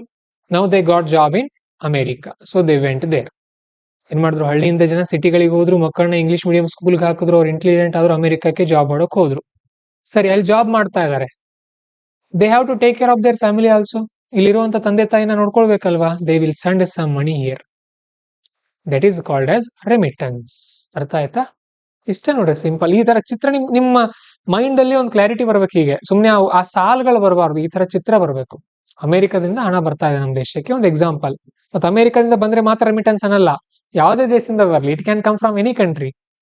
Okay, so English, ಕನ್ನಡದಲ್ಲಿ ಇದನ್ನ ವಿದೇಶಿ ಹಣ ರವಾನೆ. It will come in dollars. ಯಾಕೆ? ಅಮೆರಿಕಾದಲ್ಲಿ ಯಾವ್ದು ಅರ್ನ್ ಮಾಡ್ತಾರೆ ಅವರು? ಡಾಲರ್ ಅರ್ನ್ ಮಾಡ್ತಾರಲ್ಲಿ. Okay, so this is a good source of money for India. This will help in BOP. BOP ಅಂದ್ರೆ ಬ್ಯಾಲೆನ್ಸ್ ಆಫ್ ಪೇಮೆಂಟ್. ನಾವು ಅಮೆರಿಕದವರಿಂದ ಏನಾದ್ರು ಕೊಂಡ್ಕೊಳ್ಬೇಕಂದ್ರೆ ಡಾಲರ್ ಕೊಡ್ಬೇಕಾಗತ್ತಲ್ವ ನಮ್ಗೆ. ಆ ಡಾಲರ್ ಎಲ್ಲಿಂದ ಸಿಗ್ಬೇಕು ನಮಗೆ? ಇಲ್ಲೂ ಕೂಡ ನಮಗೆ ಡಾಲರ್ ಬಂದು ಆಡ್ ಆಗತ್ತೆ. ಅದು ನೆನ್ಪಿಟ್ಕೊಡ್ರಿ. ಈ ಕಾನ್ಸೆಪ್ಟ್ ಗಳ ಮೇಲೆ ಪ್ರಶ್ನೆಗಳು ಬರುತ್ತೆ ನಿಮಗೆ UPSC ನಲ್ಲಿ. ಸರಿ, ದೆನ್ ಅಕಾರ್ಡಿಂಗ್ ಟು ನ್ಯೂಸ್ ಏನಾಗಿದೆ ಸುದ್ದಿ? According to RBI survey findings. RBI ಒಂದು ಸರ್ವೆ ಮಾಡಿದೆ ಅಂತೆ. Advanced economies such as US, UK have emerged as a top source of inward remittances for Indians in past 4 years living behind Gulf nations. Very important, prelims ಅಲ್ಲಿ ಇದೇ statement ಕೊಡ್ತಾರೆ. For India remittance coming from Gulf countries is more than US and UK ಅಂತ ಕೊಡ್ತಾರೆ. Correct ಆದ statement.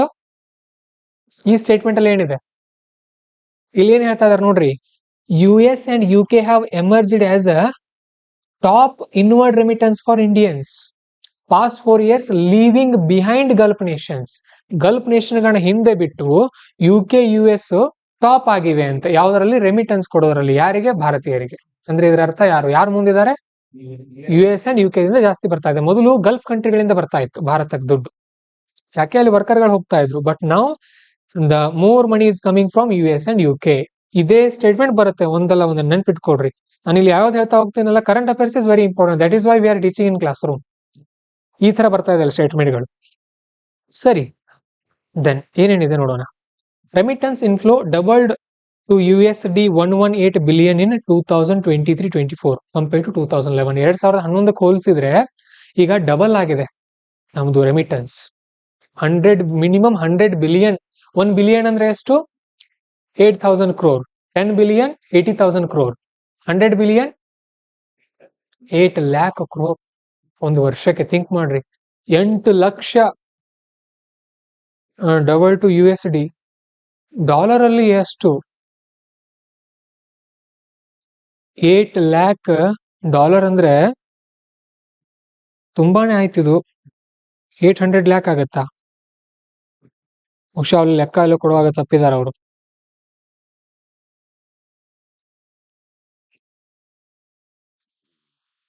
ನಮ್ದು $1 billion ಇದೆಯಾ? $600 billion ನಮ್ದು forex reserve ಇದೆ. ಸರಿ, ಏನೋ ಇರಲಿ, ನೋಡೋಣ. ಒಟ್ನಲ್ಲಿ ಇಷ್ಟು ದುಡ್ಡು ಬರ್ತಾ ಇದೆ ನಮಗೆ. So total over all around $100 billion we are receiving every year. Top 5 sources: US, then UAE, then UK and Saudi, then Singapore. ನೋಡ್ರಿ, ಸಿಂಗಾಪುರ್ ಚಿಕ್ಕ ದೇಶ, ಅಲ್ಲಿಂದ ಸಿಕ್ಕಾಪಟ್ಟೆ ದುಡ್ಡು ಬರ್ತಾ ಇದೆ ನಮಗೆ. US, UAE, UK, Saudi, Singapore. Remember this. ಅತಿ ಹೆಚ್ಚು ನಮ್ಮ ದೇಶಕ್ಕೆ ಬರ್ತಾ ಇರುವಂತ ರೆಮಿಟೆನ್ಸ್ ಯಾವ ದೇಶಗಳಿಂದ? ಅಮೆರಿಕದಿಂದ first, UAE, UK, Saudi Arabia, Singapore, ಈ ದೇಶಗಳಿಂದ ಬರ್ತಾ ಇದೆ. Then historically Gulf Cooperation Council countries like UAE, Saudi Arabia dominated. ಮೊದಲು ಸೌದಿ ಮತ್ತು UAE ದಿಂದ ಜಾಸ್ತಿ ಬರ್ತಾ ಇತ್ತು, but now it is changed. Okay, the foreign behind advance economies share more than 50%. ನಾವು ಈಗ USA ಮತ್ತು UK ಸೇರಿಸಿದ್ರೆ 50% ಅಲ್ಲಿಂದಾನೆ ಬರ್ತಾ ಇದೆ. So this Gulf Cooperation Council ನೋಡ್ರಿ, members of GCC asked in 2023. Homework ನಿಮಗೆ, ಯಾವ್ಯಾವ ದೇಶಗಳಿದೆ ಆ ಒಂದು ಕೌನ್ಸಿಲ್ ಅಲ್ಲಿ ನೋಡ್ಕೊಡ್ರಿ. They will ask. ನಿನ್ನೆ ಬ್ರಿಕ್ಸ್ ಬಗ್ಗೆ ಬಂದಿತ್ತು ಕ್ವಶನ್. ನಾನು ಹಿಂದೆ ನೋಡ್ಕೊಳಕ್ ಹೇಳಿದ್ನಲ್ಲ ನಿಮಗೆ, ಬ್ರಿಕ್ಸ್ ಬಗ್ಗೆ ಹೇಳಿದ್ದೆ. ಬ್ರಿಕ್ಸ್ ಬಗ್ಗೆ, ಬ್ರಿಕ್ಸ್ ಯಾವಾಗ ಸ್ಥಾಪನೆ ಆಗಿದೆ? When BRICS was started? ಯಾರು ನೆನಪಿದೆ? When BRICS started? Sorry, BRICS ಅಲ್ಲ, ಬಿಮ್ಸ್ಟೆಕ್ ಹೇಳಿದ್ನಲ್ಲ ನಾನು ನಿಮಗೆ. ಯಾವಾಗ ಸ್ಟಾರ್ಟ್ ಆಗಿತ್ತು ಅದು? ನಾನು ನಿಮ್ಗೆ ನಿಜ ಹೇಳ್ತೀನಿ, 2018 ಸೆಪ್ಟೆಂಬರ್ ನಲ್ಲಿ ವಿಷನ್ ಮ್ಯಾಗಝಿನ್ ಓದುವಾಗ ಬಿಮ್ಸ್ಟೆಕ್ ಬಗ್ಗೆ ಓದಿದ್ದೆ. ಕೊಟ್ಟಿದ್ರಲ್ಲೇ ಸೈಡ್ ಅಲ್ಲಿ, ಅವರಲ್ಲಿ ಕೊಟ್ಟಿದ್ರು. ಇಟ್ ವಾಸ್ ಸ್ಟಾರ್ಟೆಡ್ ಇನ್ 1997. ನಾನು ನೆನ್ಪಿಟ್ಕೊಂಡ್ ಬಿಟ್ಟಿದ್ದೆ ಅವಾಗ ಅದನ್ನ, 1997 ಅಂತ. ನಿನ್ನೆ ಎಕ್ಸಾಮ್ ನಲ್ಲಿ 3 ಸ್ಟೇಟ್ಮೆಂಟ್ ಇತ್ತು. Yesterday we had 3 statement. In that one statement was BIMSTEC started in 1999 ಅಂತ ಕೊಟ್ಟಿದ್ರು. ಆಮೇಲೆ ಕೊಳಗೆ ಉತ್ತರ A, B, C, D ಅಂತ ಕೊಟ್ಟಿದ್ರು. ಎಲ್ಲಾ ಕಡೆ ಒಂದ್ ಕಡೆ 2 ಮಾತ್ರ ಇತ್ತು, ಒಂದ್ ಕಡೆ 1 and 2, ಮತ್ತೊಂದ್ ಕಡೆ 1 and 3, ಮತ್ತೊಂದ್ ಕಡೆ 1, 2, 3. ಈಗ ಉತ್ತರ ಹೇಳ್ರಿ. ಇದು ಒಂದೇ ಸ್ಟೇಟ್ಮೆಂಟ್ ಕರೆಕ್ಟ್ ಇದೆಯಾ? ಇದು ರಾಂಗ್ ಇದೆ ಅಲ್ವಾ? ಸೊ ತೆಗೆದು ಬಿಡ್ರಿ. ಸಿಕ್ತಲ್ವ ಉತ್ತರ? This is UPSC. ಇನ್ನೂ ಒಂದು ಟ್ರಿಕ್. ಸರ್ ನನಗೆ ಗೊತ್ತಿಲ್ಲ ಸರ್ ಇಸ್ವಿ, ನಾನು ಹೆಂಗ್ ನೆನ್ಪಿಟ್ಕೊಳ್ರಿ? UPSC ಕೊಡುವಂತ ಇಂಥ ಇಸ್ವಿಗಳು ಸಾಮಾನ್ಯವಾಗಿ ರಾಂಗ್ ಇರುತ್ತೆ. ಈ ಟ್ರಿಕ್ ನಾನು ಯಾಕೆ ನಿಮ್ಗೆ ಮುಂದೆ ನಿಂತ್ಕೊಂಡು ಟೀಚ್ ಮಾಡ್ತಾ ಇದ್ದೀನಿ ಅಂದ್ರೆ ಇದೇ ಕಾರಣಕ್ಕೆ, ಮತ್ತೇನಿಲ್ಲ. ಅರ್ಥ ಆಯ್ತಾ? UPSC ನಲ್ಲಿ ಒಂದು ಫಿಕ್ಸ್ಡ್ ಪ್ಯಾಟರ್ನ್ ಇದೆ. ನೀವು ನಾವ್ ಹೇಳೋದನ್ನ ಸಿಸ್ಟಮೆಟಿಕ್ ಆಗಿ ಕೇಳ್ತಾ ಒಂದೂವರೆ ವರ್ಷ ಫುಲ್ ಹಾರ್ಡ್ ವರ್ಕ್ ಮಾಡಿದ್ರೆ ಆರಾಮಾಗಿ ಕ್ಲಿಯರ್ ಮಾಡಬಹುದು. ಬಟ್ ಎಕ್ಸಾಮ್ ನಲ್ಲಿ ಏನಾಗುತ್ತೆ ಗೊತ್ತಾ? There will be shortage of time ಸಾಲಲ್ಲ. ಸೊ ಅದಕ್ಕೋಸ್ಕರ ಏನ್ ಮಾಡ್ಬೇಕು? You have to practice reading more. ಜಾಸ್ತಿ ಓದೋದನ್ನ ಇಲ್ಲೇ ರೂಢಿ ಮಾಡ್ಕೊಳ್ಬೇಕು, ಸ್ಪೀಡ್ ಆಗಿ ಓದ್ಬೇಕು. ಅದಕ್ಕೆ ಯಾಕೆ ಮ್ಯಾಗಝಿನ್ ನ ಓದ್ರಿ ಅಂತ ಈಗಲೇ ಹೇಳ್ತಾ ಇದೀವಿ ನಾವು ನಿಮಗೆ. ಪ್ರತಿದಿನ 4 ಪೇಜ್ ಓದ್ತಾ ಹೋದ್ರಿ ಅಂದ್ರೆ ಇಂಗ್ಲಿಷ್ ಇಂಪ್ರೂವ್ ಆಗುತ್ತೆ ನಿಮ್ದು. Gradual you can improve the speed. ನಾನೇ ಹೇಳ್ತೀನಿ ನಿಮ್ಗೆ, 2021ರಲ್ಲಿ ಕೂಡ ಬರ್ದಿದ್ದೀನಿ, 2022ರಲ್ಲಿ ಕೂಡ ಬರ್ದಿದ್ದೀನಿ. ಈಗ 2 ವರ್ಷ ಗ್ಯಾಪ್ ಮಾಡಿ 2025ರಲ್ಲಿ ಕೂಡ ಬರ್ದಿದ್ದೀನಿ ನಾನು ಎಕ್ಸಾಮ್ ಅನ್ನ, IAS ಎಕ್ಸಾಮ್. 2021ರಲ್ಲಿ CSAT ಬಗ್ಗೆ ಹೇಳ್ತೀನಿ ನಾನು ನಿಮಗೆ. CSAT ನಲ್ಲಿ ರೀಡಿಂಗ್ ಕಾಂಪ್ರಿಹೆನ್ಷನ್ ಅಂತ ಇರುತ್ತೆ. ರೀಡಿಂಗ್ ಕಾಂಪ್ರಿಹೆನ್ಷನ್ ಅಂದ್ರೆ they will give a paragraph, based on that paragraph there will be questions. ಅವುಗಳ ಮೇಲೆ ಕ್ವಶನ್ ಇರುತ್ತೆ. ಹಿಂದಿನಲ್ಲಿ ಕನ್ನಡ, ಇಂಗ್ಲಿಷ್ ಅಲ್ಲಿ ಇರುತ್ತೆ. ಕನ್ನಡದಲ್ಲಿ ಕೊಟ್ಟು ನೀವು ಪಾಸ್ ಆಗ್ತೀರಿ, ಸೊ ಅದಕ್ಕೋಸ್ಕರ ಕನ್ನಡದಲ್ಲಿ ಕೊಡಲ್ಲ ಅವರು. Remember this. ಸೊ ಏನಾಗ್ತಾ ಇದೆ ಇಲ್ಲಿ? ಇಂಗ್ಲಿಷ್ ವಾಸ್ ವೀಕ್, ನಂದು ಕೂಡ ವೀಕ್ ಇತ್ತು ಅವಾಗ. ಹಾಗಾಗಿ I used to take 90 minutes, 120 ನಿಮಿಷದಲ್ಲಿ ಎಷ್ಟು ಟೈಮ್ ತಗೋತಾ ಇದ್ದೆ? 90 ನಿಮಿಷ. ಎಷ್ಟು ಕ್ವಶನ್ ಸಾಲ್ವ್ ಮಾಡೋಕೆ? Just to solve 27 questions out of 80. 80 ನಲ್ಲಿ ರೀಡಿಂಗ್ ಕಾಂಪ್ರಿಹೆನ್ಷನ್ ಅರೌಂಡ್ 26-27 ಬಂದಿರುತ್ತೆ. 2 ವರ್ಷ ಸೇಮ್ 90 ಮಿನಿಟ್ಸ್ ತಗೊಂಡಿದ್ದೆ. ಇನ್ನು ಉಳಿದಿರೋ ಅರ್ಧ ಗಂಟೆನಲ್ಲಿ ಉಳಿದಿರೋ ಕ್ವಶನ್ಸ್ ಅನ್ನ ಸಾಲ್ವ್ ಮಾಡೋಕ್ಕಾಗಲ್ಲ. I used to solve around 35 to 38 question. I used to fail. ಎಷ್ಟು ಬಂತು ಸ್ಕೋರ್? 2021 ನಲ್ಲಿ ಅರೌಂಡ್ 42 ಏನೋ ಬಂದಿತ್ತು. 2022 ನಲ್ಲಿ ಅರೌಂಡ್ 55 ಏನೋ ಬಂದಿತ್ತು ನನ್ನ CSAT. ಓಕೆ, ಸೊ ಈಗ ನಿನ್ನೆ ಎಕ್ಸ್ಪೀರಿಯನ್ಸ್ ಹೇಳ್ತೀನಿ ನಾನು ನಿಮಗೆ. Yesterday I took just 70 minutes to solve 30 questions of reading comprehension. ನೋಡ್ರಿ, ಇಲ್ಲಿ 27 ಇದ್ದಾಗ 90 ಮಿನಿಟ್ಸ್ ತಗೊಂಡಿದ್ದೀನಿ, ಇಲ್ಲಿ 30 ಕ್ವಶನ್ ಆಗಿದೆ, ಬಟ್ ಓನ್ಲಿ 70 ಮಿನಿಟ್ಸ್. ಇನ್ನು ಎಷ್ಟು ಉಳಿತು ನನಗೆ? 50 ಮಿನಿಟ್ಸ್ ಉಳಿದಿದೆ. In this 50 minutes I solved 11 reasoning questions. But reasoning practice ಮಾಡಿರ್ಲಿಲ್ಲ. ಅಂಡ್ ಈವನ್ ಮ್ಯಾಥ್ಸ್ ಕೆಲವೊಂದು ಕ್ವಶನ್ಗಳು ಈಸಿ ಇದ್ವು, ಅದನ್ನು ಕೂಡ ನಾನು ನೋಡ್ಕೊಂಡಿರ್ಲಿಲ್ಲ. ನಾನು ಓದದೇನೆ ಈ ಎಕ್ಸಾಮ್ಗೆ ಯಾಕೆ ಹೋಗಿದ್ದೆ ಅಂತ ಅಂದ್ರೆ, ನೋಡೋಣ ಫ್ರೆಶರ್ಸ್ ಹೋಗೋರ್ಗೆ ಯಾವ ತರ ಫೀಲ್ ಆಗುತ್ತೆ, ಫಸ್ಟ್ ಟೈಮ್ ಬರೆಯೋರ್ಗೆ ಅದನ್ನ ಒಂದು ಎಕ್ಸ್ಪೀರಿಯನ್ಸ್ ಕೊಡೋಣ, ಅವ್ರಿಗೆ ಹೇಳೋಣ ಅಂತ ನಾನು ಹೋಗಿದ್ದೆ. So I solved around 41 questions. Okay, in just ಇದು ನೋಡಿ, ಬರೀ 70 ಮಿನಿಟ್ಸ್ ಅಲ್ಲಿ hi my English speed improved. ಯಾಕೆ? ಓದ್ತೀವಿ, ಜಾಸ್ತಿ ಓದಿದ್ರೆ ರೂಢಿ ಆಗುತ್ತೆ. ಗ್ರೂಪಲ್ಲಿ ಹಾಕಿದ್ದೀನಲ್ಲ, ನೋಡಿಲ್ಲ? ಹಾಕಿದ್ದೀನಿ ರಾತ್ರಿ, ನೋಡಿಲ್ಲ ನೀವು? ನೋಡ್ರಿ, ದಂಡಯಾತ್ರೆ ಗ್ರೂಪಲ್ಲಿ ಹಾಕಿದ್ದೀನಿ. ಓಕೆ, ಆನ್ಲೈನ್ ಅವ್ರು ಯಾರು ಕೋರ್ಸ್ ಜಾಯ್ನ್ ಆಗಿಲ್ಲ ನೋಡ್ರಿ, ಅವ್ರಿಗೆ ಗೊತ್ತಾಗಲ್ಲ ನಮ್ ಸ್ಕೋರ್. ಇನ್ ಮುಂದೆ ಕೋರ್ಸ್ ಜಾಯ್ನ್ ಆಗ್ಬೇಕು, ಅವ್ರಿಗೆ ಮಾತ್ರ ಹೇಳ್ತೀವಿ ಸ್ಕೋರ್ಗಳನ್ನ. ಫಸ್ಟ್ 2 ಅಟೆಂಪ್ಟ್ ಓಪನ್ ಆಗಿದೆ, ಎಲ್ರಿಗೂ ಕೂಡ ನಮ್ ಗ್ರೂಪ್ ಅಲ್ಲಿ ಹಾಕಿದೀವಿ. ಸೊ ಏನ್ ಹೇಳ್ತಾ ಇದ್ದೆ ನಾನು? ಟೈಮಿಂಗ್. ಇನ್ನು ಉಳಿದ್ರು 50 ನಿಮಿಷದಲ್ಲಿ ಸ್ವಲ್ಪ ಮ್ಯಾಥ್ಸ್ ಚೆನ್ನಾಗಿ ರೆಡಿ ಮಾಡ್ಕೊಂಡು ಹೋಗಿ, ಸ್ವಲ್ಪ ರೀಸನಿಂಗ್ ನೋಡ್ಕೊಂಡು ಹೋದ್ರೆ ಆರಾಮಾಗಿ ಕ್ಲಿಯರ್ ಮಾಡಬಹುದು CSAT. ಅದಕ್ಕೆ CSAT ನೀವು ಕ್ಲಿಯರ್ ಮಾಡಬೇಕು ಅಂದ್ರೆ ಓದ್ಲೇಬೇಕು, ರೀಡ್ ಮಾಡ್ಲೇಬೇಕು, ಓದ್ಬೇಕು, ಪದೇ ಪದೇ ಓದ್ಬೇಕು, ಜಾಸ್ತಿ ಓದ್ಬೇಕು. ಅರ್ಥ ಆಯ್ತಾ? ಒಂದೇ ನಿಮಿಷ, ನಿಖಿಲ್ ಅವರೇನೋ ಕಳಿಸಿದ್ದಾರೆ. Yes, 10 lakh crore. Very good Nikhil. In older days, people go to Dubai and Gulf nation, but now days develop, so people's going to abroad, reasons remittance. Very good Nikhil. ಮೊದಲು ವರ್ಕರ್ ಗಳಾಗಿ ದುಬೈಗೆ ಜಾಸ್ತಿ ಹೋಗ್ತಾ ಇದ್ರು, ಅಲ್ಲಿಂದ ಬರ್ತಾ ಇತ್ತು. ಈಗ ಜಾಸ್ತಿ ಜನ ಅಮೆರಿಕಕ್ಕೆ ಹೋಗ್ತಾ ಇದಾರೆ ಜಾಬ್ಗಳನ್ನ ಹುಡ್ಕೊಂಡು. ಅರ್ಥ ಆಯ್ತಾ ಇದು? ಸೊ ಈ ತರ ಇದೆ. ಯಾರು ಅದು ಏನಿರುತ್ತೆ ಸಿಲ್ಲಿಲಲ್ಲಿ ಧಾರಾವಾಹಿ ನೋಡಿದಿರಿ? ಯಾರು ನೋಡಿದಿರಿ ಸಿಲ್ಲಿಲಲ್ಲಿ ಧಾರಾವಾಹಿ? ಇದರಲ್ಲಿ ಕೇಳಿದಿರಿ ಅಷ್ಟೇ ನೀವು, ನಾವು ನೋಡಿ ಬೆಳೆದಿರೋರು. ಅದರಲ್ಲಿ ಲಲಿತಾಂಬಾ ಅಂತ ಅವ್ರು ಬರ್ತಾರೆ. ಡಾಕ್ಟರ್ ವಿಠಲ್ ರಾವ್ ಅವ್ರನ್ನ ಹೆಂಡತಿ ಲಲಿತಾಂಬಾ ಅಂತ. ಲಲಿತಾಂಬನು ಸಮಾಜ ಸೇವಕಿ ಲಲಿತಾಂಬಾ ಅಂತ ಬರ್ತಾರೆ. ಅವ್ರಿಗೆ ಯಾರಾದ್ರೂ ಕಾಲ್ ಮಾಡಿದ ತಕ್ಷಣ, ಹಲೋ, ನಾನು ಲಲಿತಾಂಬ ಮಾತಾಡ್ತಾ ಇದ್ದೀನಿ, ದಯವಿಟ್ಟು ನನ್ನ ನಂಬಿ ಅಂತ. ನಮ್ದು ಪರಿಸ್ಥಿತಿ ಹಾಗಾಗಿದೆ, ನನ್ನ ನಂಬಿ ಅಲ್ವಾ? ಸೊ ಕೇಳ್ರಿ, ಆಗ್ತೀರಿ ಆರಾಮಾಗಿ. ಸೊ ರೆಮಿಟೆನ್ಸ್ ಈ ತರ ಇದೆ.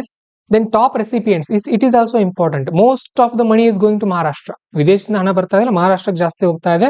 Then Kerala and Tamil Nadu. ನೋಡ್ರಿ, Kerala is very small state, but many people went to foreign ಅಲ್ಲಿಂದ. ಮಹಾರಾಷ್ಟ್ರ, ಕೇರಳ, ತಮಿಳ್ನಾಡು ಆ ತರ. ನಮ್ ಕರ್ನಾಟಕ ಇನ್ ಟಾಪ್ ಅಲ್ಲಿ ಇಲ್ಲ, ಬಹುಶಃ ಅದರ ನಂತರ ಇರಬಹುದು. Then changes in migration pattern. Cost of transfer sending remittance to the India lower than the global average cost. So ಯಾಕೆ ನಮ್ಮ ದೇಶಕ್ಕೆ ಜಾಸ್ತಿ ಬರ್ತಾ ಇದೆ ಅಂತ ಅಂದ್ರೆ ಭಾರತಕ್ಕೆ ರೆಮಿಟೆನ್ಸ್ ಕಳಿಸೋದು ತುಂಬಾ ಅನುಕೂಲ, ಕಡಿಮೆ ಖರ್ಚಾಗುತ್ತೆ ಇಲ್ಲಿ ದುಡ್ಡು ಬರೋಕದು. And strong labour market in US and Europe, especially with more white collar jobs along with wage hikes. ಬಹಳ ಜನ ಅಲ್ಲಿಗೆ ಹೋಗ್ತಾ ಇದಾರೆ ನಮ್ಮವರು. And emergence of Canada and UK, Australia as per higher education destinations, migration and mobility partnership between India and UK. ಇಂಡಿಯಾದಿಂದ UK, Australia, ಆಮೇಲೆ Canada, ಇಲ್ಲೆಲ್ಲ education ಕೂಡ ಹೋಗ್ತಾ ಇದಾರೆ. People are going for, students are going for education. Then when they complete education they will get there itself ಜಾಬ್ಗಳನ್ನ ಅಲ್ಲೇ ಅವ್ರು ತಗೊಂಡ್ಬಿಡ್ತಾರೆ. ಆ ತರ. And very important thing, for example ನೋಡ್ರಿ, ಯುಕೆಗೆ ಮೈಗ್ರೇಷನ್ ಟ್ರಿಪಲ್ ಆಗಿದೆ 2020 ಹೋಲಿಸಿದ್ರೆ, 3 ಪಟ್ಟು. ದೆನ್ ಇದರಿಂದ ಅನುಕೂಲ ಏನು ನಮಗೆ? Why it is important? First, it helps for balance of payment. We will study it in economy. Balance of payment ಅಂದ್ರೆ ಎಕನಾಮಿ ಕಲ್ತಿರೋರು ಗೊತ್ತಿರುತ್ತೆ, they will understand. ಈಗ ಏನ್ ಮಾಡ್ಬೇಕು, ನೀವು ಯಾರು ಎಕನಾಮಿ ಕೋರ್ಸ್ ಆಗಿದೆ, ನೀವು BOP ಅಂದ್ರೆ ಏನಂತ ಹೋಗಿ ಎಕನಾಮಿ ನೋಟ್ಸ್ ಅಲ್ಲಿ ಇನ್ನೊಂದ್ಸರಿ ಓದ್ಕೊಳ್ಬೇಕು. ಈ ತರ ಸ್ಟಡಿ ಮಾಡ್ಬೇಕು. ದೆನ್ ಸಿಲ್ ಅಲ್ಲಿ ಕೋಮಲ ಅವ್ರು ನೋಡಿದಾರೆ ನೋಡ್ರಿ, ಗೊತ್ತಿದೆ ಅವ್ರಿಗೆ. Then financing around half India's merchandise trade deficit, ಇದರಿಂದ ಅನುಕೂಲ ಆಗುತ್ತೆ ನಮಗೆ. Then it helps for food, health care and education, ಅದಕ್ಕೂ ಕೂಡ ಹೆಲ್ಪ್ ಆಗುತ್ತೆ. And it 36% of Kerala's GDP is remittance. ಕೇರಳಗೆ ಬರೋ 36% ದುಡ್ಡಲ್ಲಿ 100 ರೂಪಿಯಲ್ಲಿ 36 ರೂಪಿ ಇದೇ ಇರುತ್ತೆ, ರೆಮಿಟೆನ್ಸ್ ಇರುತ್ತೆ. ಕೇರಳದವ್ರು ಬಹಳ ಶ್ರೀಮಂತ ಇದಾರೆ, ಗೊತ್ತಿರಲಿ. They are very rich because they go to abroad for working. But ಯಾಕೋ ರಾಜ್ಯದ ಆರ್ಥಿಕ ಸ್ಥಿತಿಗತಿ ಚೆನ್ನಾಗಿಲ್ಲ. Kerala people are rich but government is poor. ಕೇರಳದಲ್ಲಿ ಆ ಸಮಸ್ಯೆ ಆಗಿದೆ. And education is very good in Kerala. Macro economic role, remittance account for 3 to India's GDP ನಲ್ಲಿ ಕೂಡ 3 to 5% ನಮ್ಮ GDP ಕೂಡ ಹೆಲ್ಪ್ ಆಗುತ್ತದೆ. 2000 ಇಸ್ವಿಯಿಂದ ಅನುಕೂಲ ಆಗ್ತಾ ಬಂದಿದೆ. ನಮ್ಮ ದೇಶದ ಬಜೆಟ್ಗೂ ಕೂಡ ಇದು ಸಹಾಯ ಆಗುತ್ತೆ. ಅರ್ಥ ಆಯ್ತಾ? This is with respect, just we covered only 7 pages. ಯಾವುದಕ್ಕೂ ಸಾಲಲ್ಲ 7 pages ಕವರ್ ಮಾಡಿದ್ರೆ. Minimum every Monday we should cover 30 pages. ನೆನಪಿರ್ಲಿ, ಮಾಡೋಣ, ಕವರ್ ಮಾಡೋಣ, ಡೋಂಟ್ ವರಿ. ಬಟ್ ಕ್ಲಾರಿಟಿ ಇರಲಿ ನಿಮ್ಗೆ. ನಿಮ್ಗೊಂದು ಮಾತು ಹೇಳ್ತೀನಿ, 100% ಸಿಲೆಬಸ್ ಅನ್ನ ಹುಚ್ಚರಾಗಿ ಓದೋ ಬದಲು 70% ಸಿಲೆಬಸ್ ಅನ್ನ ಪರ್ಫೆಕ್ಟ್ ಮಾಡೋರು UPSC ಕ್ಲಿಯರ್ ಮಾಡ್ತಾರೆ, ನೆನ್ಪಿಟ್ಕೊಡ್ರಿ.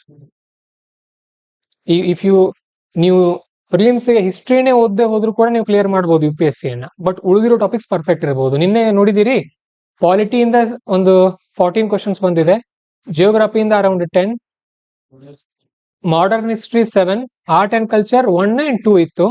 ಏನ್ಷಿಯಂಟ್ ಹಿಸ್ಟ್ರಿಯಿಂದ ಒಂದು 6 ಕ್ವಶನ್ಸ್ ಬಂದಿದೆ. ಸೈನ್ಸ್ ಅಂಡ್ ಟೆಕ್ ನಿಂದ ಅರೌಂಡ್ 15 ಕ್ವಶನ್, ಎನ್ವೈರನ್ಮೆಂಟ್ ಇಂದ around 16 or 17 question, current affairs ನಿಂದ ಒಂದು 7 ಕ್ವಶನ್ ಏನು ಬಂದಿದೆ. This is the pattern. ಎಕನಾಮಿಯಿಂದ 17 ಕ್ವಶನ್ಸ್. ನೋಡ್ರಿ, ನಾನು ಹೇಳ್ತೀನಲ್ಲ, economy, polity, geography, environment, science and tech. Science and tech based on current affairs. ಅವ್ರು ಹಳೆಯ ಪುಸ್ತಕ ಇಟ್ಕೊಂಡು ಕುತ್ಕೊಳ್ಳೋ ಆಗಿಲ್ಲ UPSCಗೆ. ಸರಿನಾ? ನೋಡ್ರಿ, ಇಲ್ಲೇ ಎಷ್ಟಿದೆ ನಿಮಗೆ. ಇದು ಹಿಸ್ಟ್ರಿ ಮುಚ್ಚಿಟ್ರು ಕೂಡ ನಡೆಯುತ್ತದೆ. ಬಟ್ ಹಿಸ್ಟ್ರಿಯಿಂದ ಕೆಲವು ಕ್ವಶನ್ ಡೈರೆಕ್ಟ್ ಇತ್ತು. ಸೆಲ್ಫ್ ರೆಸ್ಪೆಕ್ಟ್ ಮೂವ್ಮೆಂಟ್ ಯಾವುದು? EV ರಾಮಸ್ವಾಮಿ ನಾಯ್ಕರ್ ಅಂತ ಬರುತ್ತೆ, ಹೇಳಿದೀವಿ ಅದನ್ನ ಕ್ಲಾಸ್ ಅಲ್ಲಿ. Okay, V will continue tomorrow. ನಾಳೆಯಿಂದ ಮತ್ತೆ ನಮ್ಮ ಹಿಸ್ಟ್ರಿ, ಯಾವುದು ಹಿಸ್ಟ್ರಿ ಅಂತ, ಇಂಡಿಯಾ ಮ್ಯಾಪಿಂಗ್ ನಿಂದ ಕಡಿಮೆ ಇತ್ತು ಕ್ವಶನ್ಸ್, ವರ್ಲ್ಡ್ ಮ್ಯಾಪಿಂಗ್ ನಿಂದ ಇತ್ತು. ಸರ್ ಟೀಚ್ ಮಾಡಿರೋದ್ರಿಂದ ಬಂದಿದೆ ನೋಡ್ರಿ ಕೆಲವೊಂದು. ಓಕೆ, ಡೈರೆಕ್ಟ್ ಇರಲ್ಲ, ಇಂಡೈರೆಕ್ಟ್ ಆಗಿರುತ್ತೆ ಅಷ್ಟೇ. ಕಾನ್ಸೆಪ್ಟ್ ಎಲ್ಲೋ ಕವರ್ ಆಗಿರುತ್ತೆ. ಡೈರೆಕ್ಟ್ ಹೇಳಿದ್ರಾ? ನೋಡ್ರಿ, ಕಂಗ್ರಾಚುಲೇಷನ್ಸ್.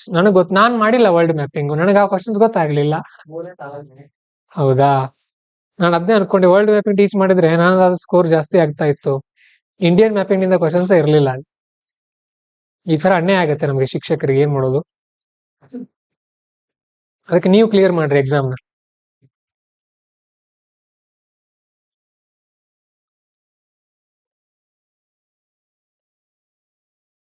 ಆನ್ಲೈನ್ ಸ್ಟೂಡೆಂಟ್ಸ್ ಅರ್ಥ ಆಯ್ತಾ? ಹೋದ್ರು ಅವರೆಲ್ಲರೂ. Okay, see you tomorrow.